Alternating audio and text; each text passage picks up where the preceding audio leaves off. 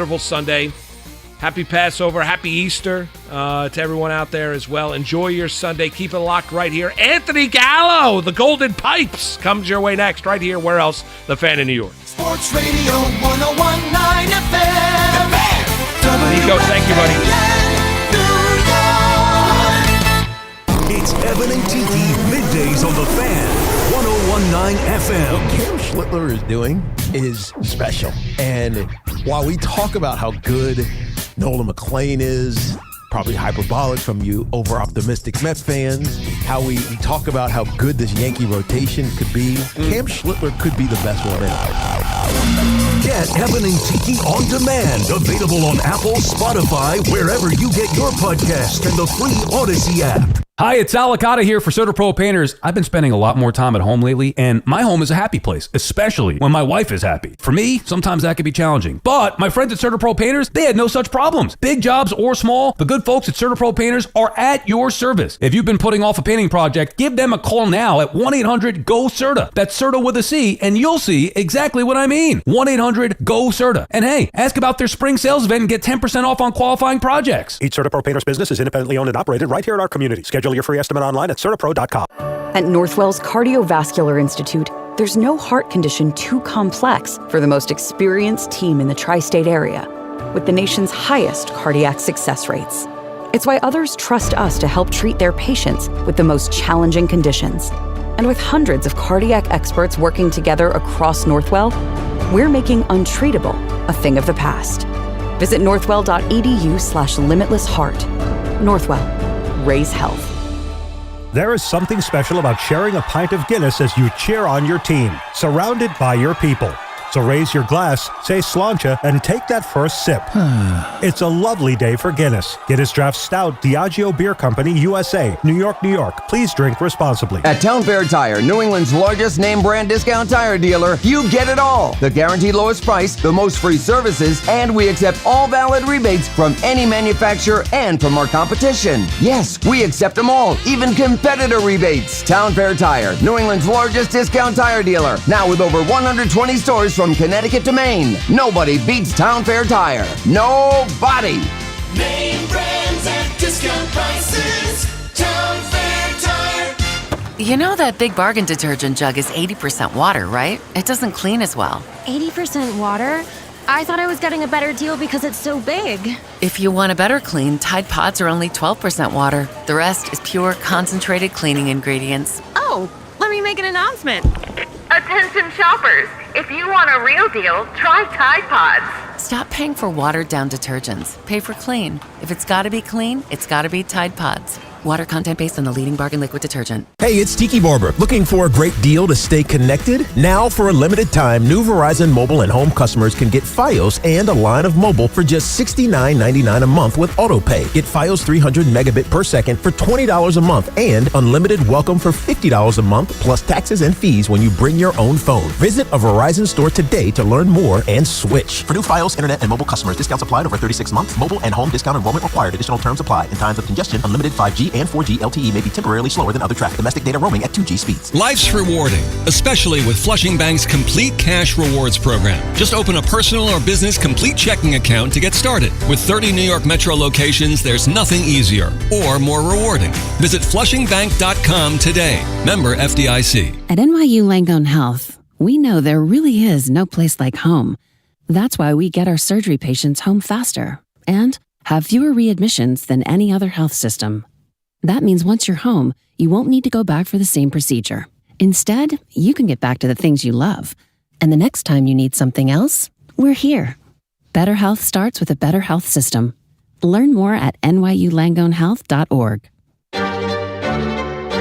Things are really heating up in the tournament, and FanDuel is giving all customers a profit boost every single game day leading up to the big championship game. Build a same-game parlay for a shot at an even bigger payout, or try live betting and jump in after the tip-off. Best of all, with FanDuel, you get paid instantly when you win. Just visit FanDuel.com/New York to get started. That's FanDuel.com/New York to claim your first profit boost and keep the action going from now till the big championship. FanDuel, play your game. We all love the app around here. It is safe and secure and has all the betting markets you could want. So don't miss FanDuel giving all customers a profit boost every single game day leading up to the big championship game. FanDuel Sportsbook is the official sportsbook of WFAN. 21 and over and physically present in New York. Opt-in required. Bonus issues, non-withdrawable profit boost tokens.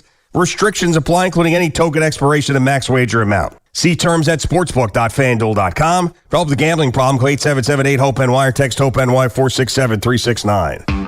T-Mobile has an exclusive bundle for customers 55 and up. I'm Sarah Bowl. Yeah, I'm Frank Bowl. A reliable network is key for us. And with T-Mobile, it's been wonderful. And going to the 55 plus plan saved us so much money. A lot. And that's important. Trying to keep costs down. The home internet's been perfect. It's fast, it's quick. The setup was so easy, it took less than 15 minutes. It was like, ta-da! If you want simplicity, coverage, reliability, you want the whole package, T-Mobile has it. Right now, T-Mobile customers 55 and up can get 2 phone lines on America's best network, plus America's fastest 5G home internet for just $30 each. $30 per month each line with autopay plus taxes and fees. Minimum age 55. Pricing for home internet rely on 2 lines of essentials. Choice 55. $35 connection charge per line required. Best mobile network and fastest 5G home internet based on analysis by Ookla of Speed Test Intelligence data 2H 2025. All rights reserved.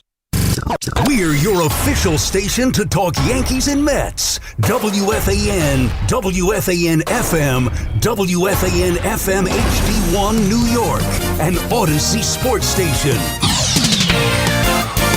Sports Radio 101.9 FM, The Fan, WFAN. Oh, that's right. It's your boy, Anthony Gallo, and I got you all the way till 3:20 on this special Easter Sunday. And I guess also a Passover Sunday as that continues as well. Alex is on the other side of the glass. We've got you on both dials until Yankees pregame at, I think, 12:50. I'll get the exact time for that as well. But I got you all the way on the FM dial and the stream and YouTube until 3:20. We got a lot to get into. The number to call is always 888-808-1019. And, this is like a I'm not trying to, cheat myself out of a nice, fat Easter dinner, pizza rustica, all the fixings, all of it, maybe some pastries as always. But just like that, we get ready for an exciting baseball Sunday. The Yankees continue to look like a dominant juggernaut that I thought they could be. A lot of Yankee fans whine themselves out of it. Well, we didn't get a special piece. They didn't sign anyone. Who cares that we had one of the best pitching staffs and the best offenses in all of baseball last year? I wanted Kyle Tucker. And they continue to look monstrous right now. And they don't even have Garrett Cole, Carlos Rodon. They don't have the full complement of their pieces. It's not even like everyone on the team is playing well. They far and wide have the best pitching staff statistically in baseball at this point.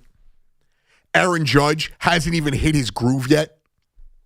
And Stanton, not only doing it with the bat for tuning on the base pads, Ben Rice looking fantastic. Cam Schlittler, early favorite for AL Cy Young. So everything is right in Yankees land. And then on the other side of town, Met fans do as Met fans always do. Panic, wave the white flag, blow up the season. Everything is a disaster. And then in 2 games, they put up a ton of offense. And it is early on. And I think you could take a lot more that is concrete with the Yankees and go forward and say this is a good baseball team that has done this now for a few years with this group, and we know what they can be. And with the Mets, you obviously can't get too high and can't get too low. But it is so asinine how many people panicked after 7 games with the New York Mets. They went out there and treated it as if the season was over. Yes, the offense has not been good right now. And the last 2 days, they have done their job. But it is early. You have a lot of new pieces. You have a young right fielder. You have a manager trying to feel out a lot of platoon positions where he's going to go. And for my money, I look at it right now, and I feel pretty good about where they are to start the season. They are 5-4. That's what I take out of it. They've won more games than they've lost. The pitching staff outside of, Peralta hasn't been great. He hasn't been helped in that second start either. I thought the first start was more encouraging that this is a guy who could struggle and still get you through 5.5 innings, 6 innings. Peterson's start was bad. But again, he settled in, and it is early on. I thought the bullpen has looked fantastic outside of a couple, Dickie Lovelady outings. Offensively, I've seen things that are more encouraging to me because I know Bo Bichette will hit. I know Lindor and Soto will hit. Luis Robert, I expect him to be what he's been.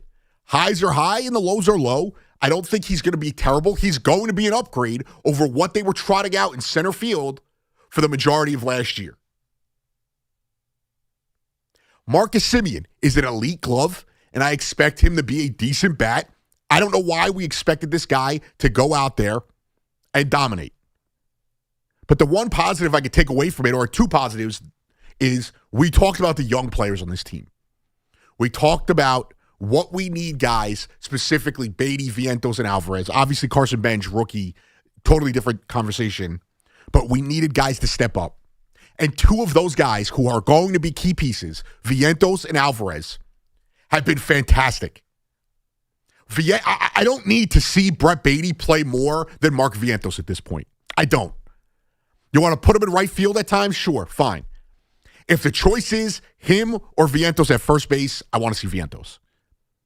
If it's him or Vientos at DH, I want to see Vientos.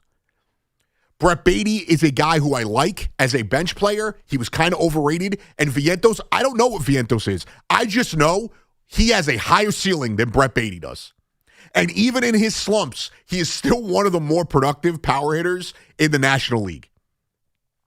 And Francisco Alvarez has gotten off to a fast start, has gotten off to a good start. And it is a guy who I think could elevate this offense in a way that we were not thinking about. I think a lot of Met fans had written him off. I think a lot of Met fans and Yankee fans do this as well. I think in this city, we beg for the young guys to play, and when they struggle, we write them off. And we don't give them a chance to develop. I think we've seen that with Anthony Volpe. We've now seen that with Francisco Alvarez as he's been up and down.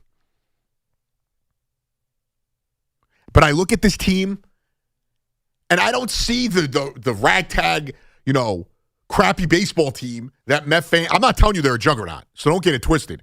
But I don't see this putrid baseball team that 95% of the fan base was telling you about. That the season was over because they were 3-3 after 6 games. I don't see it. And I look at around baseball. The Blue Jays struggled to beat the Athletics. Yes, they swept them, but they won in extra innings to start the season. First and second game. Then they lost 2 out of 3 to the Rockies and have now lost 2 in a row to the Blue Jays. 2 in a row to the White Sox. Does that make me think that the Blue Jays are a bad team? No, they're off to a slow start. But when the Mets struggle with the Giants, the Cardinals, and the Pirates, well, they didn't really struggle with the Pirates. And even when they won, the wins didn't count because they struggled with the Pirates. They struggled with the Cardinals. It was somehow meant the team was a disaster. And not as much on the other side of it with the Yankees, because I do think there was some Yankee fans that were trying to discredit everything they had done to start the season. They are now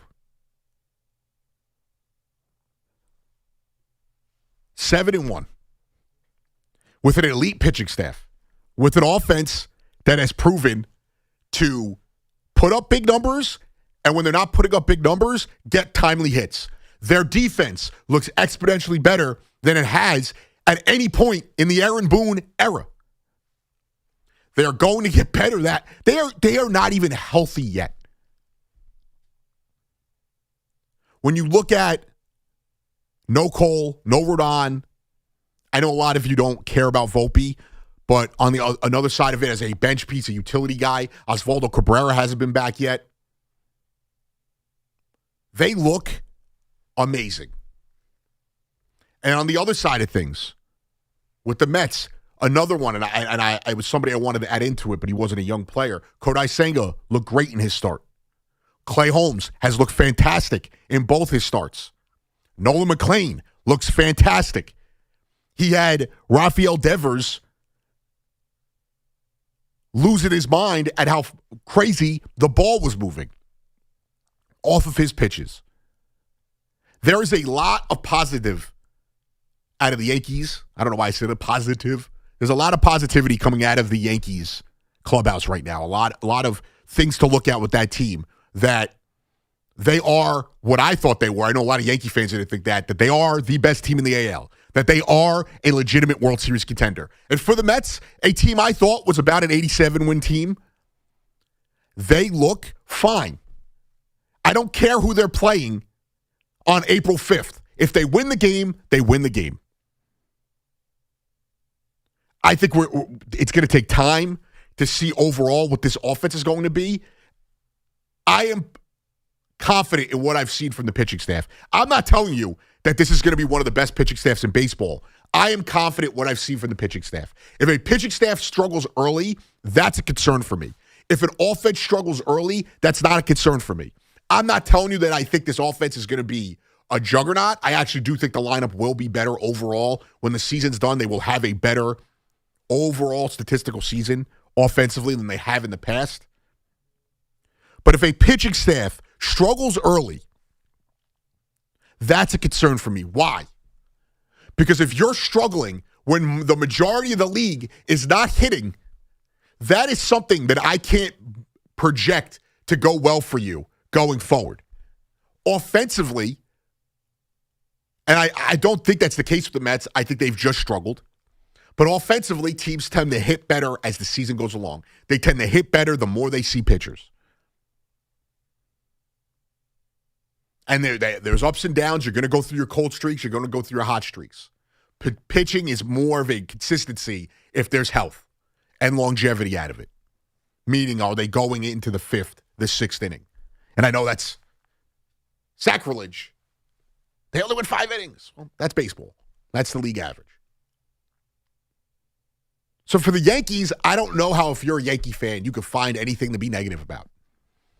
And for the Mets, you have to just take a step back, walk away from the ledge, and realize they're 5-4. They're over 500. No, it hasn't been pretty. There's been ups, there's been downs. You know, Polanco looks shaky at first. Bo Bichette looks like he was probably going to look no matter what at third base. But there had been things that a lot of people did not expect. Vientos hitting the way he has. Alvarez hitting the way he has. Certain pitchers. I don't know why Met fans continue to doubt the ability of Clay Holmes.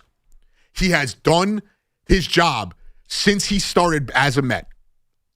And if anything, you know, he pitched great to start the season, kind of slumped a little bit in August, early September, and at the end of the season has his best stuff. And has started the season looking great and gave them a much-needed 7 innings yesterday. I did not get to see it because I was in the marathon that is Easter Vigil, the Mass. It was very cool, awesome experience, but, you know, I didn't get to witness what happened with the Mets in that. So I had to, you know, condense the game for both the Mets and the Yankees.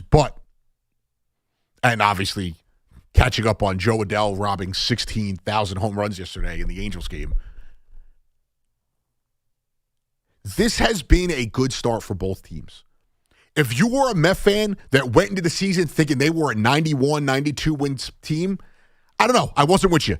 If you were a Met fan that thought they were going to be below 500, I also wasn't with you. They are probably going to compete for a wild card.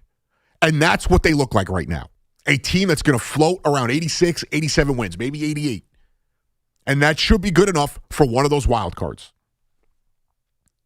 But it is early on, and to make a drastic claim that the season is over or they are not a good team after 9 games, it's also the same thing, I think, more so for the Mets to claim that they're a World Series contender, obviously, because they haven't looked like that. It's different with a team like the Yankees, who has done it consistently. They had the best record in the American League last year. They were in the World Series 2 years ago. So there is a track record of a team doing stuff and this not being an anomaly. With the Mets, we're going to have to see it. They have guys with track records, Bo Bichette, Freddie Peralta, that they've brought in, but we're going to have to see it. Sean Manaea, I think it's been a little encouraging to see what he could do out of the pen. Obviously, there's been traffic on the base paths with him, but I think I've seen more and more from him each time he's pitched. I don't know if he's ever going to factor into a starting pitcher this year. Maybe he does. Maybe he's a spot starter. But I feel good about where the Mets are right now into, comparing it to where I think they're going to go. And for the Yankees, right now, I am as right as I could be. I thought they were the best team in the American League. I thought they were the second best team in baseball. And right now, they look like a juggernaut. 888-808-1019, Anthony Gallo on the Fan. Let's go out to George in Putnam County. What's going on, George? I got a choice between talking to the Easter Bunny or Anthony, and you know what? I want to talk to both of you guys. Wow. And Easter Bunny's not here right now. Well, the Easter Bunny's got to be somewhere, right? It's Easter Sunday, but it's great having you on the air. I'm glad you're getting a lot of light too, man. It's really, you got a good personality, and everybody says, "Oh, you're buttering him." Nah, Anthony's good, and people don't know. A lot of times you're on late at night too, filling in, and it's great. Right. People getting up. And going now to when work. I get my, my cravings for sweets and meats, it's not as terrible for my diet when it's at, noon and it's not at 3:00 in the morning. You just enjoy yourself, my man. Just enjoy yourself today. I don't care if you eat the biggest chocolate bunny today. Wow. You enjoy yourself. There's a pizza rooster with my name at home waiting for me. Well, that's it. The Easter pie with you guys, right? Yes. Who makes the Easter pie? You do? No. So my mom, congratulations to my mom. She just bought a house, so she's not with us right now. She's handling that whole thing. So I'm with my girlfriend and her family. I had to go. I went and bought the pizza rustica. So it's not homemade. So normally it's my mom that makes it, though. Right. No, there's nothing wrong. You can buy it from some places like the Moose was just talking about Arthur Avenue. You could buy it up there. Well, I got it. I'm in Bay Ridge, and there is a Italian bakery by me that is fantastic, Panatico, which is, I live there. I basically live in that place, and that's where I got it from. That's it. That's what you want, man. You want a good Italian deli somewhere in your neighborhood or the neighborhood next to you. But usually, a lot of them are going away, because they're moving out to the suburbs. And you don't want to run into that type of situation. You want to have that Italian food very close to you because it's delicious. And did you ever go up to Arthur Avenue? I have a few times. A couple times to go and get. I forget what the place is called, but they get mozzarella from. I feel like they're like the oldest one in the city. But yeah, I've been up there a few times. Yeah, no, it's great. The food up there is great. A lot of people say that's the actual Little Italy up there. No, it is. I always called it the Little Italy. I used to joke around with the guys. Manhattan is like a tourist attraction. Don't get me wrong. You had good restaurants down there, but Little Italy's gotten taken over by Chinatown, right? But the real Little Italy, if people don't know, is up on Arthur Avenue. They now call it the Belmont section, Dion and the Belmonts. But nobody. It's these. I love these neighborhoods. They make up these names. It's Arthur Avenue. Well, it's like we are technically. I never heard of it before, but where the station is located is Hudson Square, and I've never heard of that in my life. And if you look on a map, that's what the neighborhood is. So they do, and it's a way to probably drive up the tax prices and bring in a higher real estate. You had a Yankee point though. Yeah, but first let me just say, I knew a lot of guys from Hell's Kitchen. I never heard any guy say I'm from Hell's Kitchen. They would say, "Oh, I'm from 9th Avenue. I'm from 10th Avenue." I never heard that. But Hell's Kitchen was always established. But the thing is, with the Yankee point, listen, this is what you want to do. You want to come out of the box big time. You know what I'm saying? You want to have like a 15-5 start, a 27 start. You want to get out of the box with a lot of wins. Yeah. Because let's face it, it's a long season, and we know what the Yankees do. They start as a house on fire. June rolls around, they forget how to play for a couple of months. Then guys, they start asking me, are the Yankees going to make the playoffs? Listen, in August, a lot of the teams, let's face it, they start packing it in. The Yankees are going to beat up on the bad teams, and they're going to make it to the playoffs. The Yankees are built to beat up bad teams. Well, and George, I appreciate the call. You have to beat the bad teams. You got to play who's in front of you. And you can't take it away from a team when they do get an easy stretch. The Yankees kind of have an easy stretch to start the season. And that is what it is. It is what it is. And that's a good thing, though.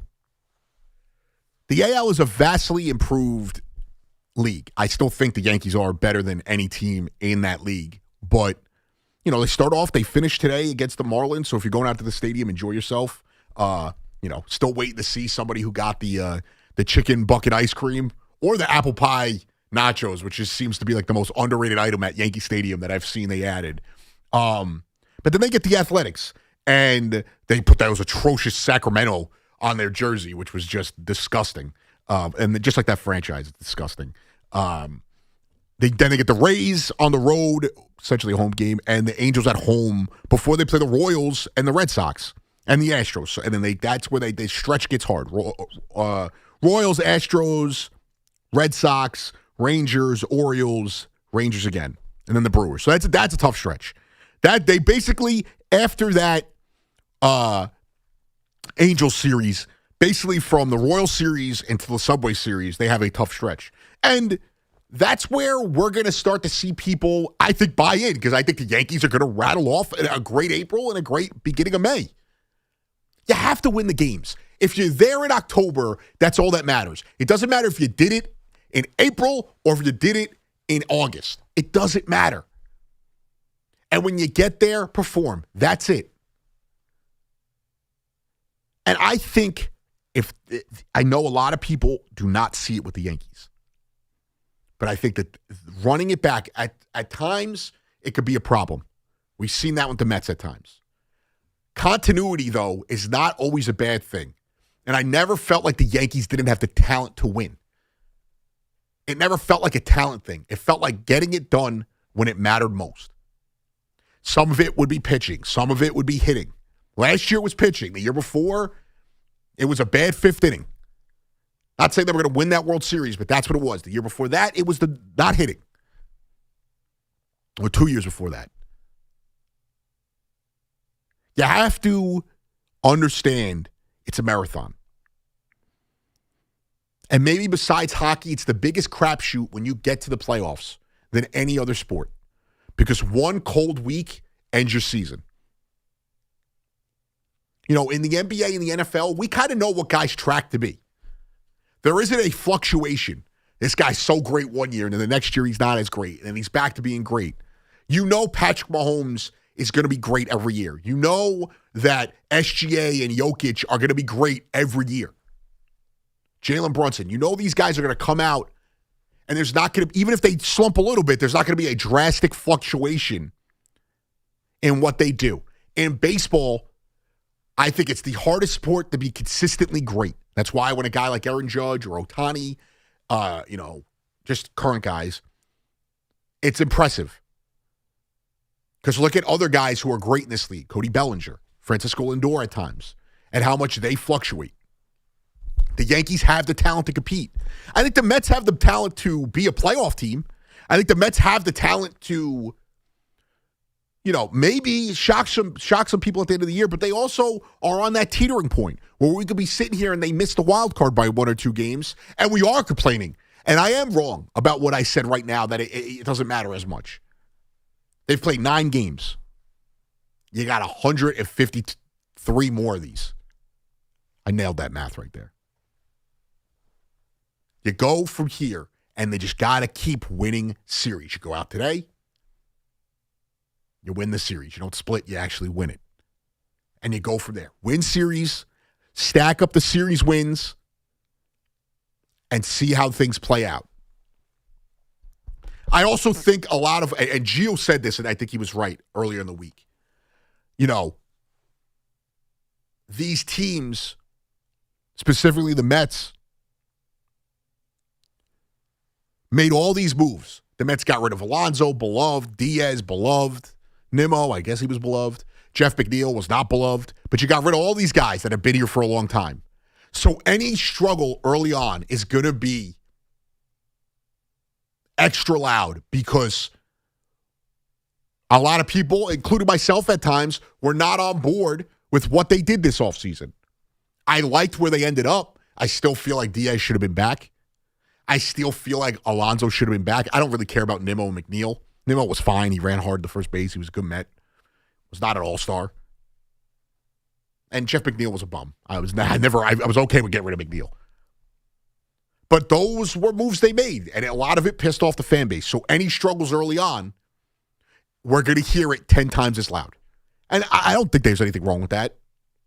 And for the first home series, the crowd was electric. That Saturday game, it was gross out. It was cold. It was long. It was a loud game. Same thing with the Sunday game. So right now, you have to look at it. They're 5-4 to start the season. I think that's a positive. They go out today. They're 6-4. They've won 2 out of 3 series. And you go from there. And the Yankees go out and win today. They dominate another series. Great homestand to start the year. Oh, which isn't over. Sorry. They got another 3 games before then. But a great start to the homestand. The stadium's been packed. It's been awesome. Opening day looked like it was a blast. Again, I didn't get to see much of it. I watched the condensed game yesterday. But I expect another packed crowd today on Easter Sunday. 888-808-1019. Back to the calls we go. Jake in Rockaway. What's going on, Jake? Yeah, I just want to point out a point that no one's taking note of. See, all these wins that the Yankees are getting, they're not getting home runs. They're getting base hits, aggressive base running. Even Stanton is getting stolen bases, retarded. And Bellinger's stealing. And the pitching's insane. I think they're way better than the Dodgers. I think they're a 110-win team. And yeah, 100%. Let's ride it. Jake, let's ride it. It's okay. I'd rather you be positive right now and a little delusional than be negative and delusional. You're a Mets fan, or Yankee fan? I'm a Mets fan. Oh, I just want to point out to a Mets point. Well, every single season, the Mets have like a slump. They go through a month. So if they continue like the whole season, they're 6 games over 500, and then they go a little under, then back 10 games over, and then they have this slump, then they're sure not going to make the playoffs because then they're going to end up getting 10 games under 500. Jake, I appreciate the call. It's up and down. That's what it is. Up and down. That's the season. You'd rather the team slump early than in, late July, August, September. And for the Mets, you got to control what you can control.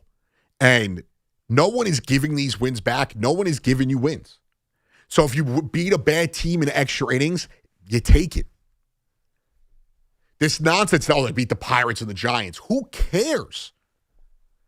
Go ask a Blue Jay fan how they feel right now, losing to bad teams, struggling with the A's to start the season. It's early on, and you can't get too high. You can definitely not get too low. Because if you're going to be too low, how do you survive 162 games? It's just, and it is an overly negative fan base. I also think that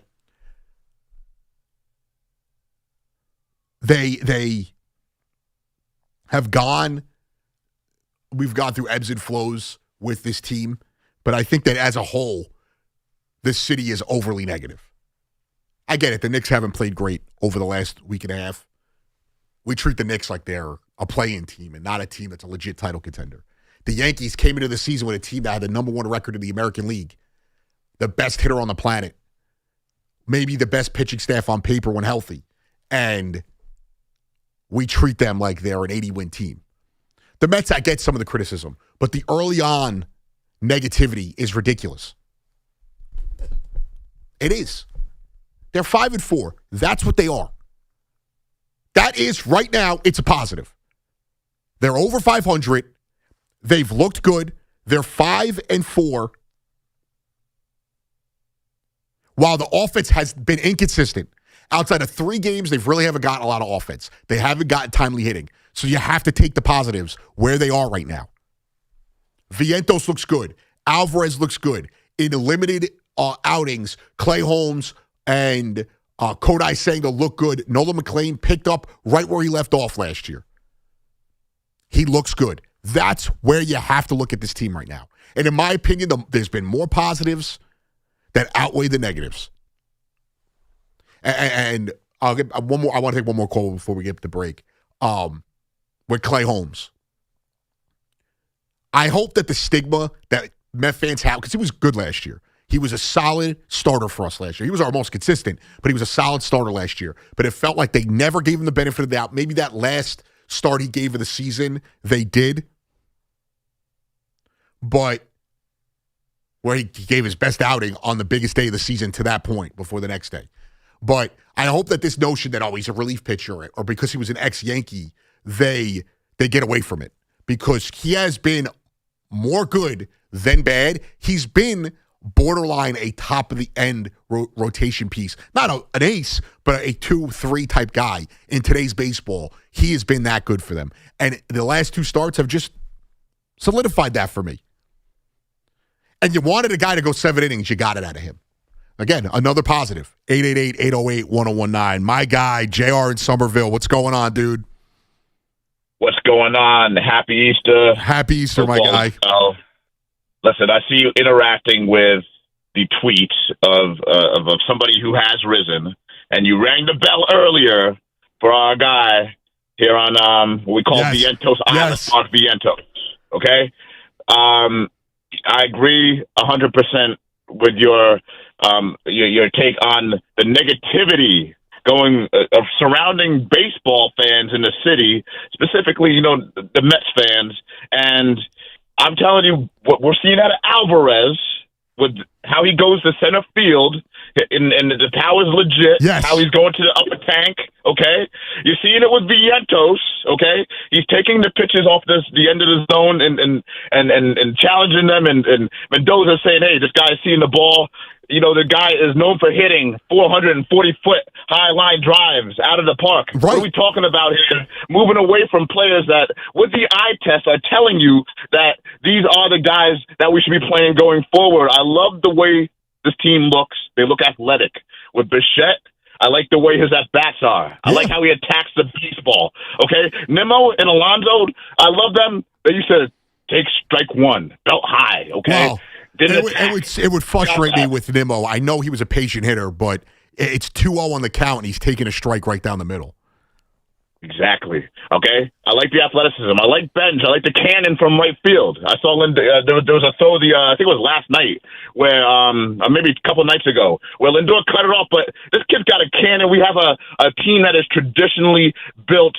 Simeon is short-handed, okay? Short-handed up the middle. With Lindor, love that, okay? Robert's going to be all right in center field, obviously. We're seeing him have better at-bats because, listen, the way that we sounded at home on the opening weekend, the quality of players around him are going to just make him better, okay? So you got to be positive with this. The pitching, we're going to build to a crescendo, okay? Manaya's going to be pitching. He's going to be starting towards the end of the year. But it's April. We got to be patient.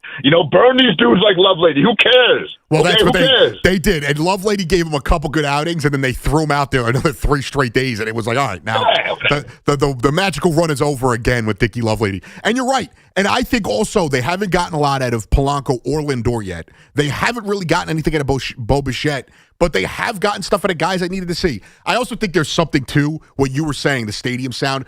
Luis Robert played on a dead, disappointing White Sox team where the fan base was dejected because they never lived up to the expectations with him and Anderson and Jimenez and Abreu. They never lived up to the expectations. And now he's at a fan base that even when we're average, we go out and we pack the park, we're loud. And I think that's going to feed into his game a little bit.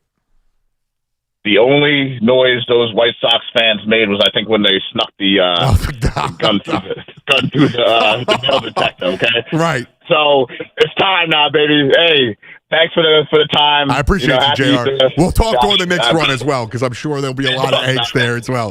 I appreciate you, JR. We got a lot more to get to. Mets, Yankees coming up in about 20 minutes or so. But I got you all the way till 3:20 on the FM dial until the Nets kick off. We'll continue the conversation right here on the Fan. Anthony Gallo back after this. Before football takes over, the party starts early in Pittsburgh. Be there for the night before, an exclusive invite-only concert at Rivers Casino Event Center on Wednesday, April 22nd, featuring Jason Aldean, plus John Morgan and Shane Prophet live. Want in? Head to Odyssey.com/the night before for your chance to win. That's Odyssey.com/the night before. You could score round-trip airfare, a 2-night hotel stay, and tickets to the show. The Fan, 1019 FM WFAN, an Odyssey sports station. March matchups are down to one game. Trade the championship in all 50 states with Kalshi. On Kalshi, you're trading against peers in a live market. As the odds move, you can buy in and out of your position all game. Download the Kalshi app. Use code FAN to get $10 when you trade 10. Kalshi. Trade on anything. Total Orthopedics is expanding across Long Island and New Jersey with offices coming to Babylon, West Babylon, Comac, and West Orange. From sprains and broken bones to complex sports injuries, they're the experts at getting you back to being you. Visit TotalOrthoSportsMed.com today. Hi, it's Alicata here for CertaPro Painters. I've been spending a lot more time at home lately, and my home is a happy place, especially when my wife is happy. For me, sometimes that can be challenging. But my friends at CertaPro Painters, they had no such problems. Big jobs or small, the good folks at CertaPro Painters are at your service. If you've been putting off a painting project, give them a call now at 1-800-GO-CERTA. That's CERTA with a C, and you'll see exactly what I mean. 1-800-GO-CERTA. And hey, ask about their spring sales event and get 10% off on qualifying projects. Each CertaPro Painters business is independently owned and operated right here in our community. Schedule your free estimate online at CertaPro.com. Hey fans, on Sunday, April 19th, when the Yankees take on the Royals, take your family out to the ballpark for the chance to receive a very special kids giveaway. It's Hershey Park Kids Ticket Giveaway Day. The first 10,000 kids, 14 and younger in attendance, will receive a Hershey Park Kids ticket, courtesy of Hershey Park. For tickets, log on to Yankees.com/tickets. That's the Yankees and Royals on Hershey Park Kids Ticket Giveaway Day, Sunday, April 19th. Visit Yankees.com/tickets today. We all hear the radio ads about the IRS. They tell you to be afraid, to be scared, and they try to frighten you into calling. I'm not here to do that. Tax Relief Advocates is different. TRA is here to tell you that if you owe money to the IRS, whether it's $5,000, $50,000, or $500,000, we have a solution. It doesn't matter if you're sitting in your car, at work, or with your kids. No matter where you are, call now. 800-575-4094. Don't lose hope. TRA can eliminate or reduce what you owe to the IRS. Generous programs are now available that can give you a fresh start. Our passion is taxes and helping individuals fix their IRS problems. We have over 1,000 5-star reviews on Google and an A+ with the Better Business Bureau. You don't need to be afraid of the IRS any longer. End your tax nightmare today by visiting us online at TRA.com or call 800-575-4094. That's 800-575-4094. Tax Relief Advocates. Real solutions for real people. Attention. Have you racked up $10,000 or more in credit card debt? Are you barely getting by making minimum payments? With credit card debt reaching all-time highs, National Debt Relief is notifying consumers about significant debt relief options currently being made available to help those with overwhelming credit card debt. These options may reduce a large portion of credit card debt for those who qualify. You don't need to declare bankruptcy or take out a consolidation loan, and you may only have to pay back a fraction of what you owe, even if you have bad credit. National Debt Relief has already reduced the credit card debt for more than 550,000 consumers, so don't wait. If you owe $10,000, $20,000, or even $100,000 in credit card debt, you can now take advantage of this financial debt relief as the cost of living continues to skyrocket. To check what debt reduction you may qualify for, call 800-358-6868. That's 800-358-6868. Again, 800-358-6868. HSS is ranked the #1 in orthopedics for 16 years in a row, according to U.S. News and World Report. When you choose HSS, you're receiving the best orthopedic care you can get. Now, with expanded services in New Jersey, patients can receive world-class care from their first appointment through surgery and follow-up care for sports injuries, joint replacement, spine care, and so much more. So when it comes to orthopedics, I choose the best. HSS. Choose better, move better. Visit hss.edu/New Jersey. There is something special about sharing a pint of Guinness as you cheer on your team, surrounded by your people. So raise your glass, say sláinte, and take that first sip. It's a lovely day for Guinness. Guinness Draft Stout, Diageo Beer Company, USA, New York, New York. Please drink responsibly. Hey, Boomer Esiason here. You know, after years in the game, I don't guess. I go with what works. Red Pocket Mobile gives you 3 major 5G networks to choose from. Switching cities? Switch your network. That's like calling your own Audible. Visit redpocket.com to see why more Americans are switching to better wireless without paying more. Red Pocket Mobile, your new ultimate cell carrier. No matter the season, New York sports never stop. Yankees, Mets, Giants, Jets. If it's happening, we're talking about it. The Fan, 101.9 FM, and always streaming on the Odyssey, iHeartRadio, and TuneIn apps.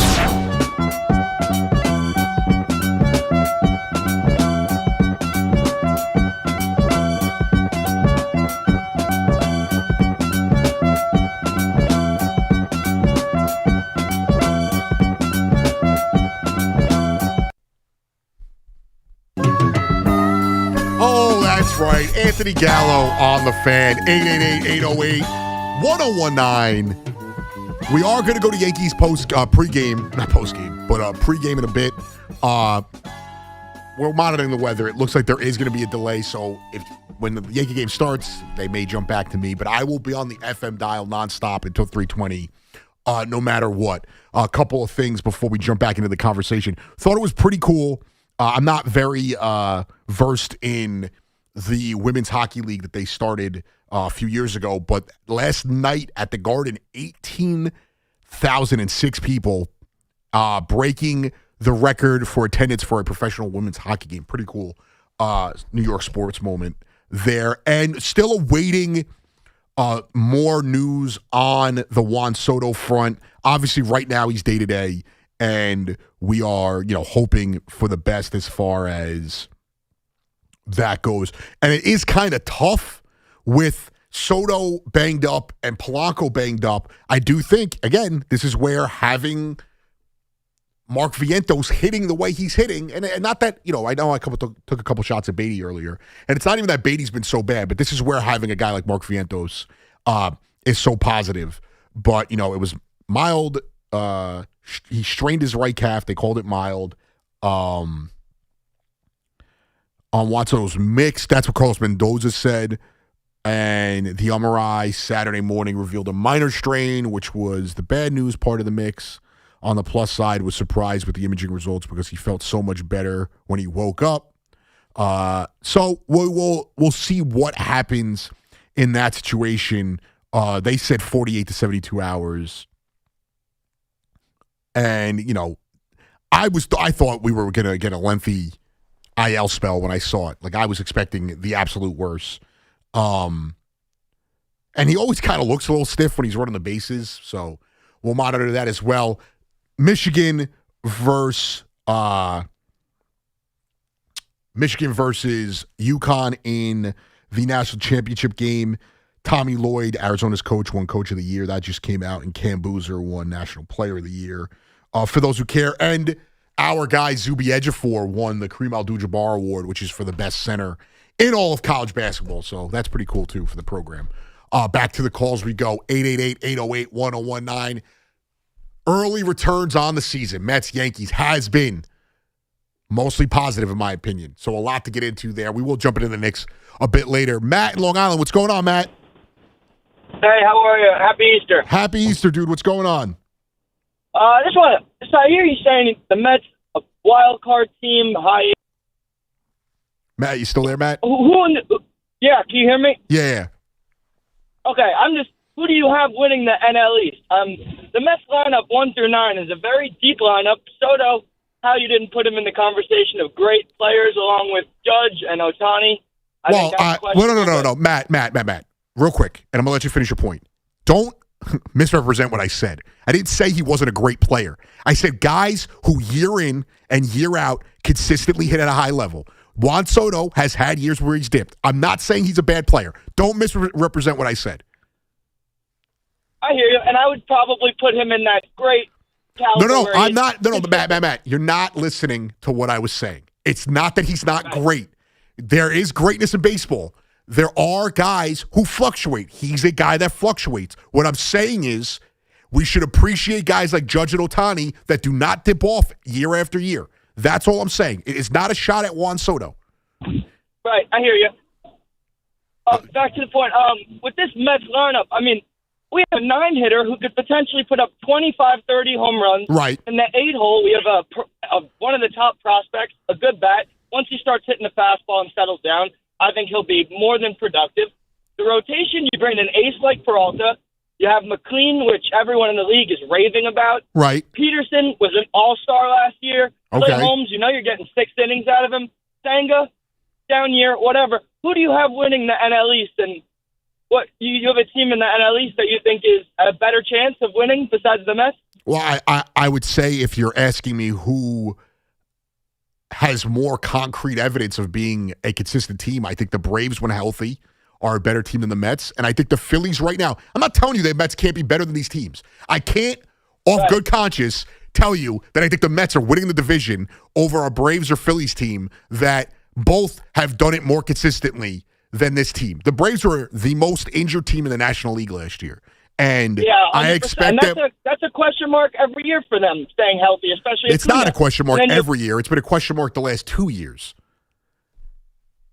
Okay, and Chris Sale as their Matt, what is the disagreement here? Are you upset that I'm not crowning the Mets the NL East champs on April 5th? I think the expectations that you have for the Mets should be substantially higher than they are right now. Why, Matt? Give me one reason why. I feel they fixed. They're different. The problem with but you don't. You feel that way, but you don't know that, Matt. I'm being pragmatic right now. I'm trying to be level-headed, and I'm a Mets. I'm not Mets fan enough because I think they're going to win 87 games. That's fair. Just the way people are speaking about the Yankees right now compared to the Mets. Because the Yankees have done it year in and year out, Matt.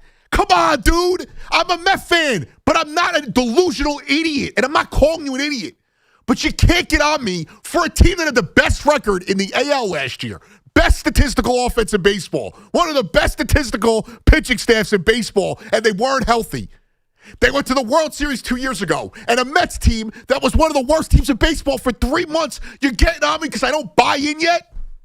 I opened up fairly Alex, am I taking crazy pills right now? I opened up fairly positive about the Mets. Most Mets fans are jumping off the ledge, and I'm telling you not to jump off the ledge. But because I'm not crowning them NL East champs, I'm somehow in the wrong right now. And I am as big a David Peterson fan as there is.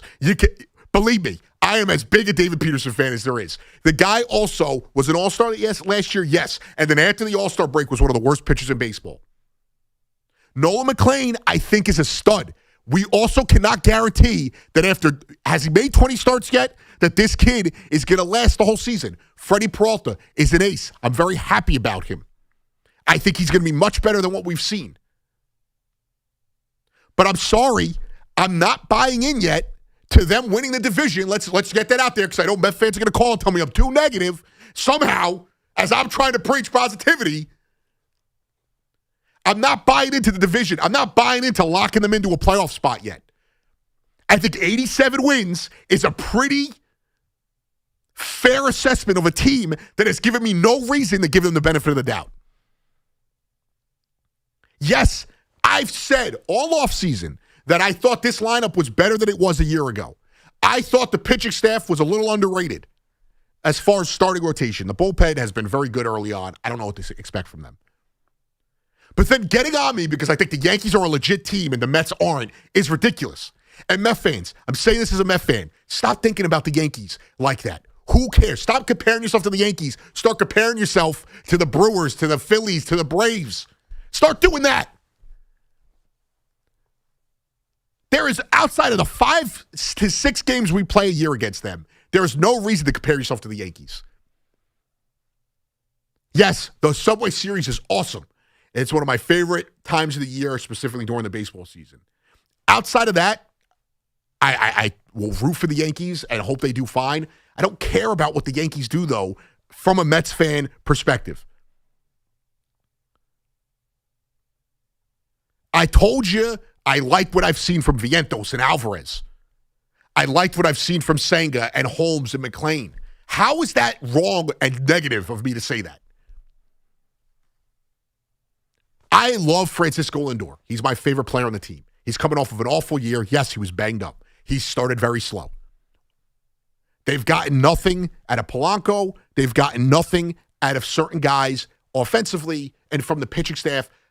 So how are you sitting here telling me that I should give them the benefit of the doubt of a Braves team that's now been together for almost a decade, has a World Series, has been one of the more dominant teams when healthy, and a Phillies team that I do think is just as close to a World Series as they are to blowing it up, that has won the division more often than this Mets team has, is somehow a negative or delusional.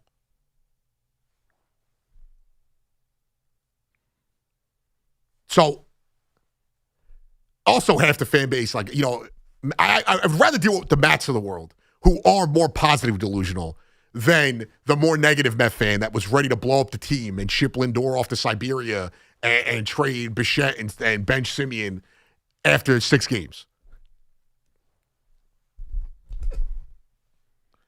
Noah in Washington, D.C. What's going on, Noah? Hello? What's going on, bud? Hi. Hi, Anthony. How are you? Hi. I'm good.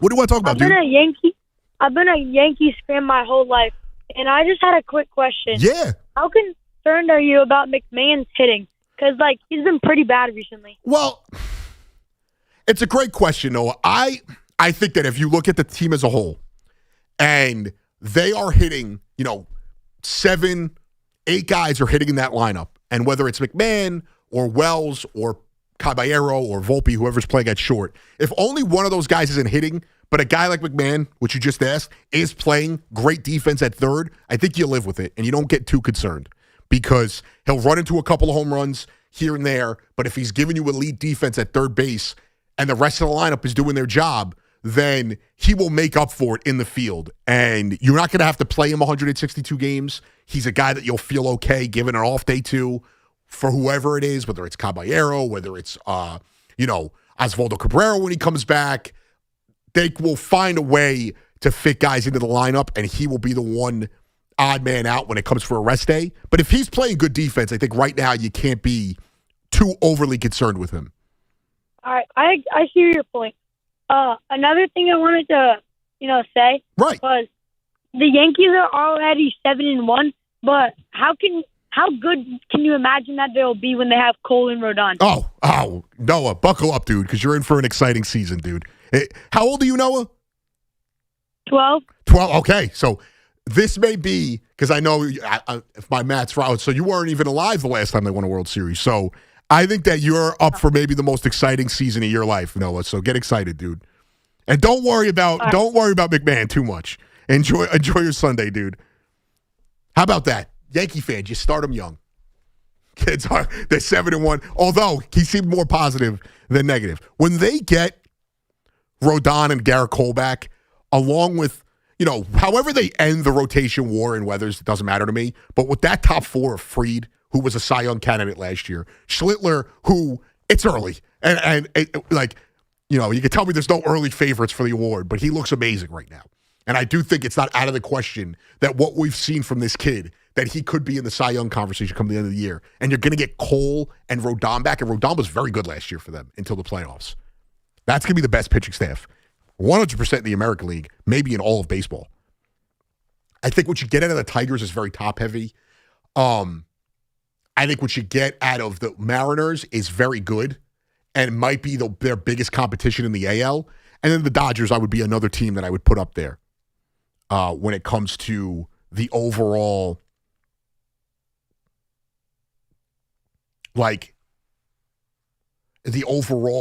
view of the season.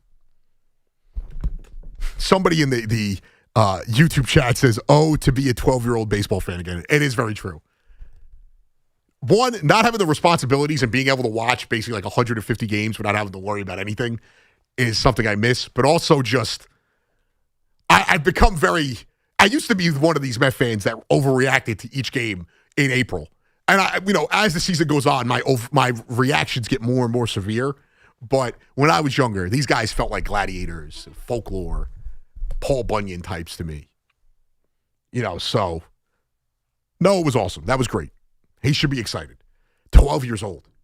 He might be the least spoiled Yankee fan I've ever talked to. The very, very spoiled fan base at this point. Mark at Oceanside. What's going on, Mark? How are you today? It's good to hear you live and in color on the fan. Mark, it's good to hear from you. Okay.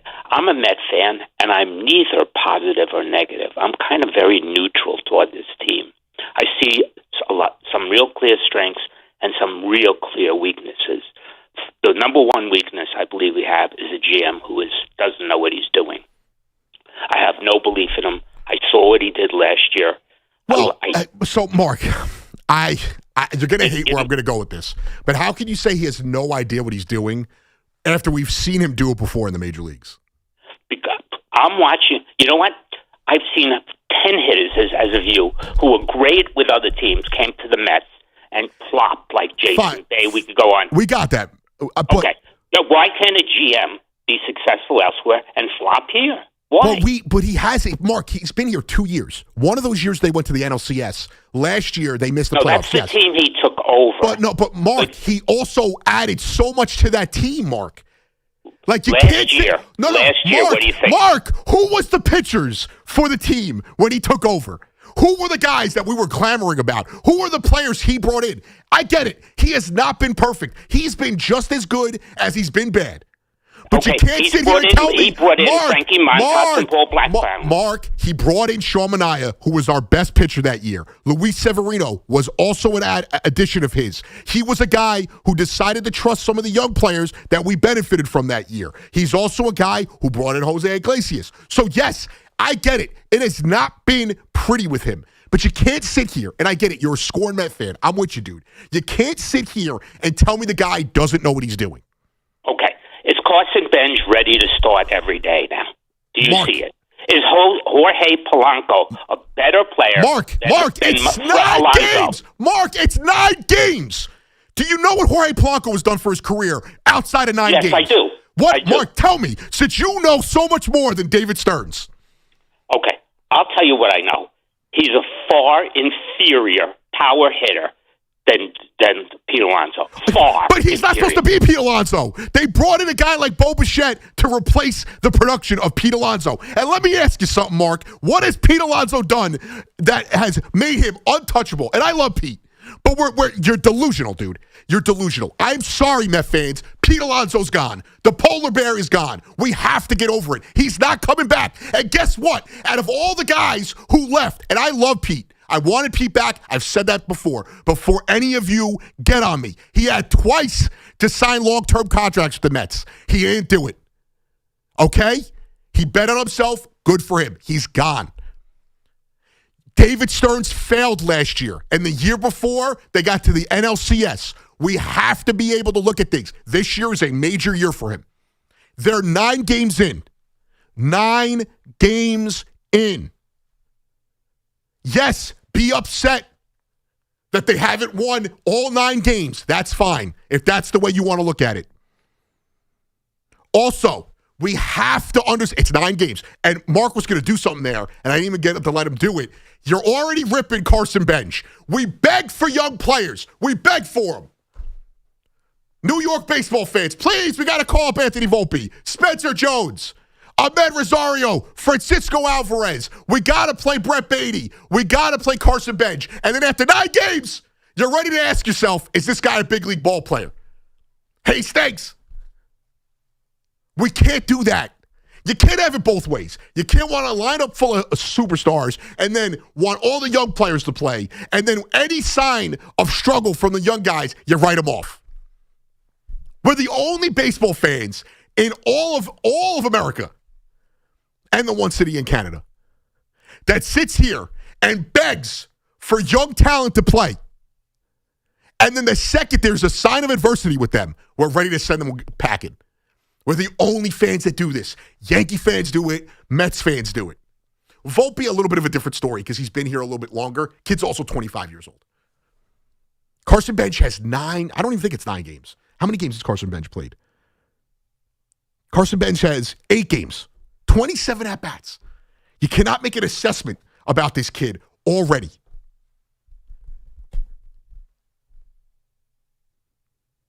Also,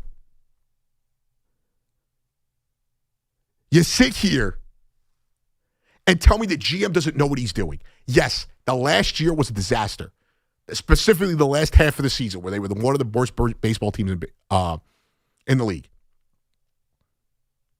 But then you sit here with a GM who built a Brewers team, which consistently loses players and consistently competes, and came here and added pieces into what was a team that struggled, missed the playoffs a year prior. They got to the NLCS. He signed Juan Soto last year, which was every Mets fan's World Series. This year is critical. It is critical for David Stearns and the future of this franchise. But I'm sorry. I do still trust the guy. Does that mean I believe that they're going to everything's going to be sunshine and rainbows? No. But you can't tell me the guy doesn't know what he's doing. You begged for him to be the GM for 4 years. Much like young players, a young GM comes in with a track record for success, and you're already ready to send him packing. Carson Bench, David Stearns, Francisco Alvarez, Vientos Beatty, they're all just bums. You know, Jonah Tong, thank God they didn't subject him to you guys. Because you would have told me he's a bum and he can't pitch, and we would have shipped him somewhere else. And then when he plays well somewhere else, we're like, why did we get rid of him? I don't get it. 888-808-1019. A lot more to get into right here on The Fan. Anthony Gallo, I got you all the way till 3:20. Talk sports with Craig Carton and Chris McMonagle on The Carton Show. Afternoons from 2 to 7 on WFAN, WFAN FM, WFAN FM HD1 New York, and Odyssey Sports Station. Everybody knows Town Fair Tire is New England's largest name brand discount tire dealer, beating all the local competitors with our guaranteed lowest prices. And now, with over 120 stores throughout New England, we beat all the competition, including the warehouse clubs, the online sites, and the local dealers. Yes, we beat them all with the absolute guaranteed lowest price on name brand tires. Nobody beats Town Fair Tire. Nobody. Name brands at discount prices. Town Fair Tire. I'm Bob Burke, founder and chairman of Burke America Parts Group, a family of brands that includes RepairClinic.com, an appliance and HVAC parts solution company that's grown into an international brand. Before AmericanEagle.com, we partially launched a new technology platform developed by another firm. American Eagle helped take our technology to a whole new level with digital marketing, software development, and business insights into our key markets, appliances, HVAC, and outdoor power equipment, and did so both on time and on budget. AmericanEagle.com has the resources, experience, and talent needed to produce solutions. Our new technology platform, developed by AmericanEagle.com, has produced tremendous results with higher traffic, conversion, engagement, and online revenue. If you have any home repairs you need to take care of, check us out at RepairClinic.com. If you need a world-class website or technology project, then I would highly recommend AmericanEagle.com. Call AmericanEagle.com at 773-NETWORK. That's AmericanEagle.com, 773-NETWORK. Diving for that grounder got you grounded? Oof. We've got specialists for that. Layup, take you down? We've got specialists for that. With nearly 50 Castle Connolly top doctors, Orland & Cohen specialists are considered among the best in the nation by their peers, which can mean a better outcome for you. From Staten Island to Southampton, our network is open 7 days a week, so you can feel better, faster. Visit OrlandCohen.com. Things are really heating up in the tournament, and FanDuel's giving all customers a profit boost every single game day, leading up to the big championship game. Build a same-game parlay for a shot at a bigger payout, or try live betting and jump in after tip-off. Best of all, with FanDuel, you get paid instantly when you win. Just visit FanDuel.com/New York to get started. That's FanDuel.com/New York to claim your first profit boost and keep the action going from now until the big championship. FanDuel, play your game. We just love the app around here. It's safe and secure. It has all the betting markets you could want. Don't miss FanDuel, giving all customers a profit boost every single game day leading up to the big championship game. FanDuel Sportsbook is the official sportsbook of WFAN. 21 and over and physically present in New York. Opt-in required. Bonus issues, non-withdrawable profit boost tokens. Restrictions apply, including any token expiration and max wager amount. See terms at sportsbook.fanduel.com. For help with the gambling problem, call 877-8-HOPE-NY or text HOPE-NY 467-369. Hi, it's Alicata here for Soda Pro Painters. I've been spending a lot more time at home lately, and my home is a happy place, especially when my wife is happy. For me, sometimes that can be challenging. But my friends at Soda Pro Painters, they had no such problems. Big jobs or small, the good folks at Soda Pro Painters are at your service. If you've been putting off a painting project, give them a call now at 1-800-GO-CERTA. That's CERTA with a C, and you'll see exactly what I mean. 1-800-GO-CERTA. And hey, ask about their spring sales event and get 10% off on qualifying projects. Each Soda Pro Painters business is independently owned and operated right here in our community. Schedule your free estimate online at CertaPro.com. Hey, it's Tiki Barber. Looking for a great deal to stay connected? Now, for a limited time, new Verizon mobile and home customers can get Fios and a line of mobile for just $69.99 a month with AutoPay. Get Fios 300 megabit per second for $20 a month and unlimited welcome for $50 a month plus taxes and fees when you bring your own phone. Visit a Verizon store today to learn more and switch. For new Fios, internet, and mobile customers, discounts applied over 36 months. Mobile and home discount enrollment required. Additional terms apply. In times of congestion, unlimited 5G and 4G LTE may be temporarily slower than other traffic. Domestic data roaming at 2G speeds. This is the story of the one.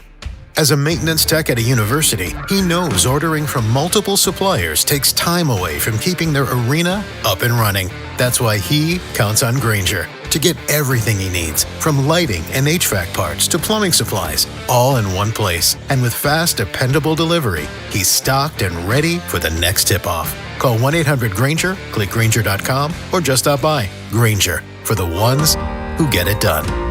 This is the story of the one. As a maintenance tech at a university, he knows ordering from multiple suppliers takes time away from keeping their arena up and running. That's why he counts on Grainger to get everything he needs, from lighting and HVAC parts to plumbing supplies, all in one place. And with fast, dependable delivery, he's stocked and ready for the next tip-off. Call 1-800-GRAINGER, click Grainger.com, or just stop by. Grainger, for the ones who get it done. There's a difference between liking a house and actually getting it. Redfin is built to make up that difference and close the gap between finding and owning the home for you. Redfin agents close twice as many deals as other agents, so when you find a home you love, you're not a step behind when it's time to make an offer. That means less watching great homes disappear and more focus on the ones you'll actually move into and call home. Redfin helps turn saved listings into real addresses. Get started at redfin.com. Own the dream.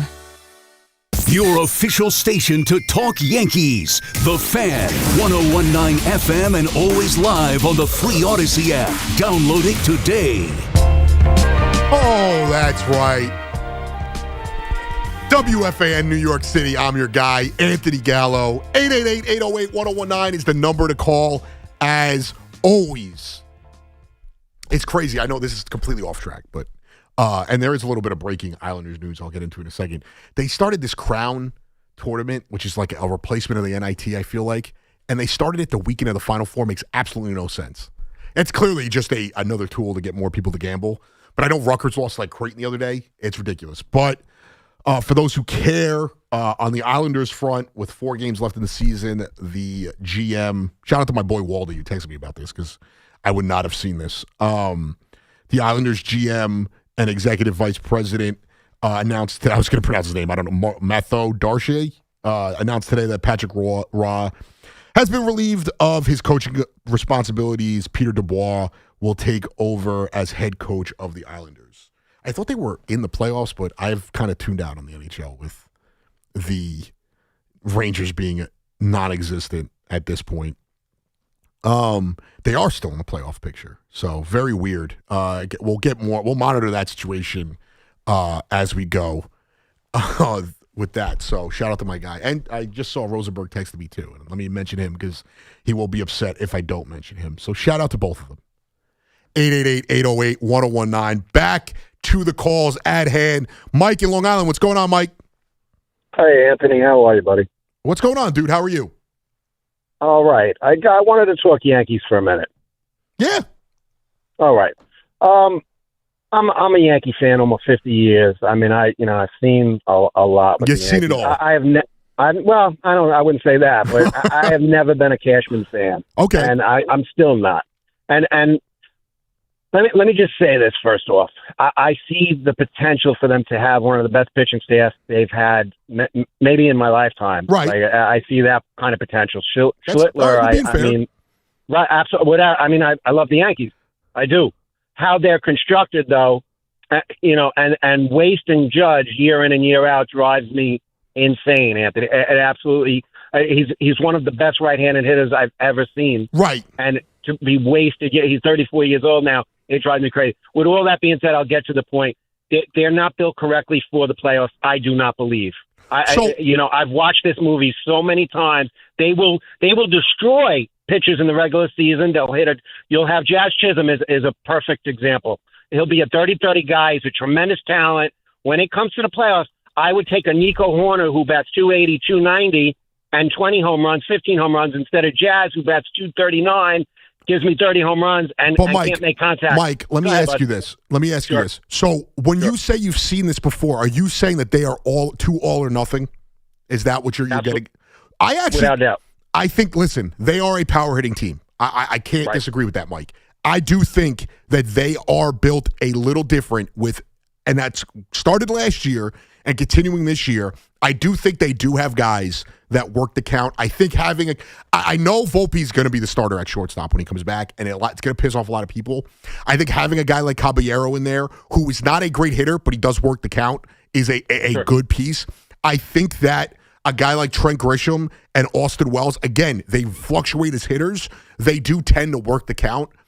They're never going to be the contact hitting team when they have the bulk of their lineup the way it is, but they are. Ben Rice is a much different hitter than the rest. He does hit the ball hard, but I would not categorize him as a power hitter. I do think they are a little different than what you've said. We're not going to know what this team is till the postseason. Last year, their issues, though, were not the offense in the postseason. It was their pitching staff. If you give me a second. Yeah. Okay. Well, last year, the hitting was not the problem, but Judge had his best playoffs ever. He carried the team through the playoffs. 100%. Pitching was the problem. Here's my thing. I love Wells' swing. I love the swing. I love Volpe. Why is a 180-pound guy, that's my size, why is he swinging from the heels? Well, if he cut down 15 homers, 12 to 15 homers, and batted 280, that, it's their approach, Anthony, that drives me crazy. Well, Everybody's going. I'm curious, Mike, and I appreciate the call, man. Great call.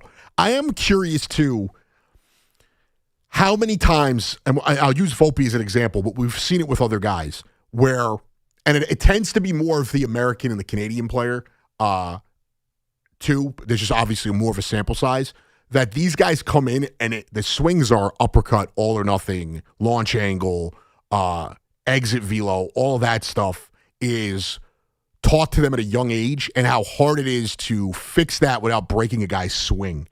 And with Volpe, it has been the thing that the one thing with Volpe is he's been an underrated gap-to-gap power guy. He's not a great hitter, so I don't want it. But where he excels, that I don't think really, he's 23 doubles, then 27 doubles, 32 doubles. He does hit the gaps. My problem is it does feel like he swings for the fences too much. And it hurts his approach at the plate.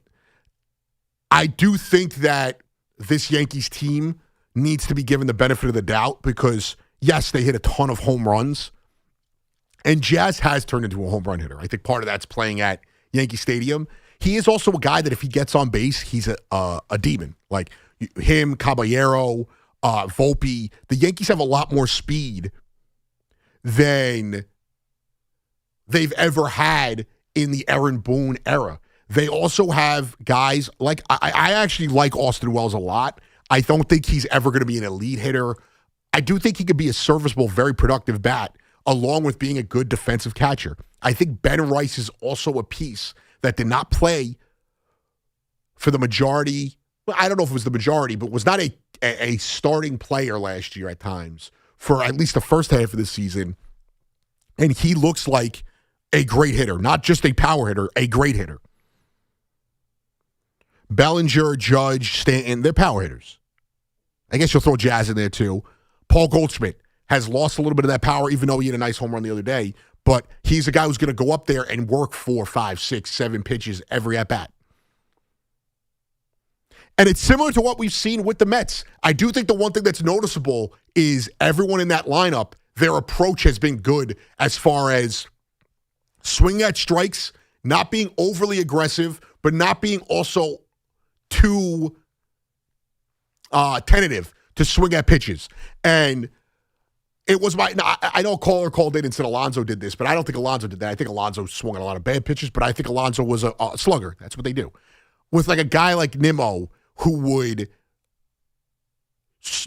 wait every time right down the middle. He's not swinging at the first pitch. Or it's 2-0. He's not swinging at a pitch down the middle. He's not taking the best pitch in his at-bat and capitalizing on it. I think that was a problem. I also think that on the opposite side, you had a guy like Jeff McNeil that if he got a first pitch fastball, no matter where it was, he was swinging for the fences first pitch of the at-bat. You have to have that happy medium. I do think the Yankees do have some guys, whether it's Rice, whether it's Caballero, and McMahon is a free-swinging, not really a great hitter. But with Caballero, even though he's not a great hitter, he is a professional hitter where he's going to go up there, he's going to wait for his pitch, he's going to, work the count. He's going to try to get on base, which he should be doing because his best ability outside of playing defense is running the bases.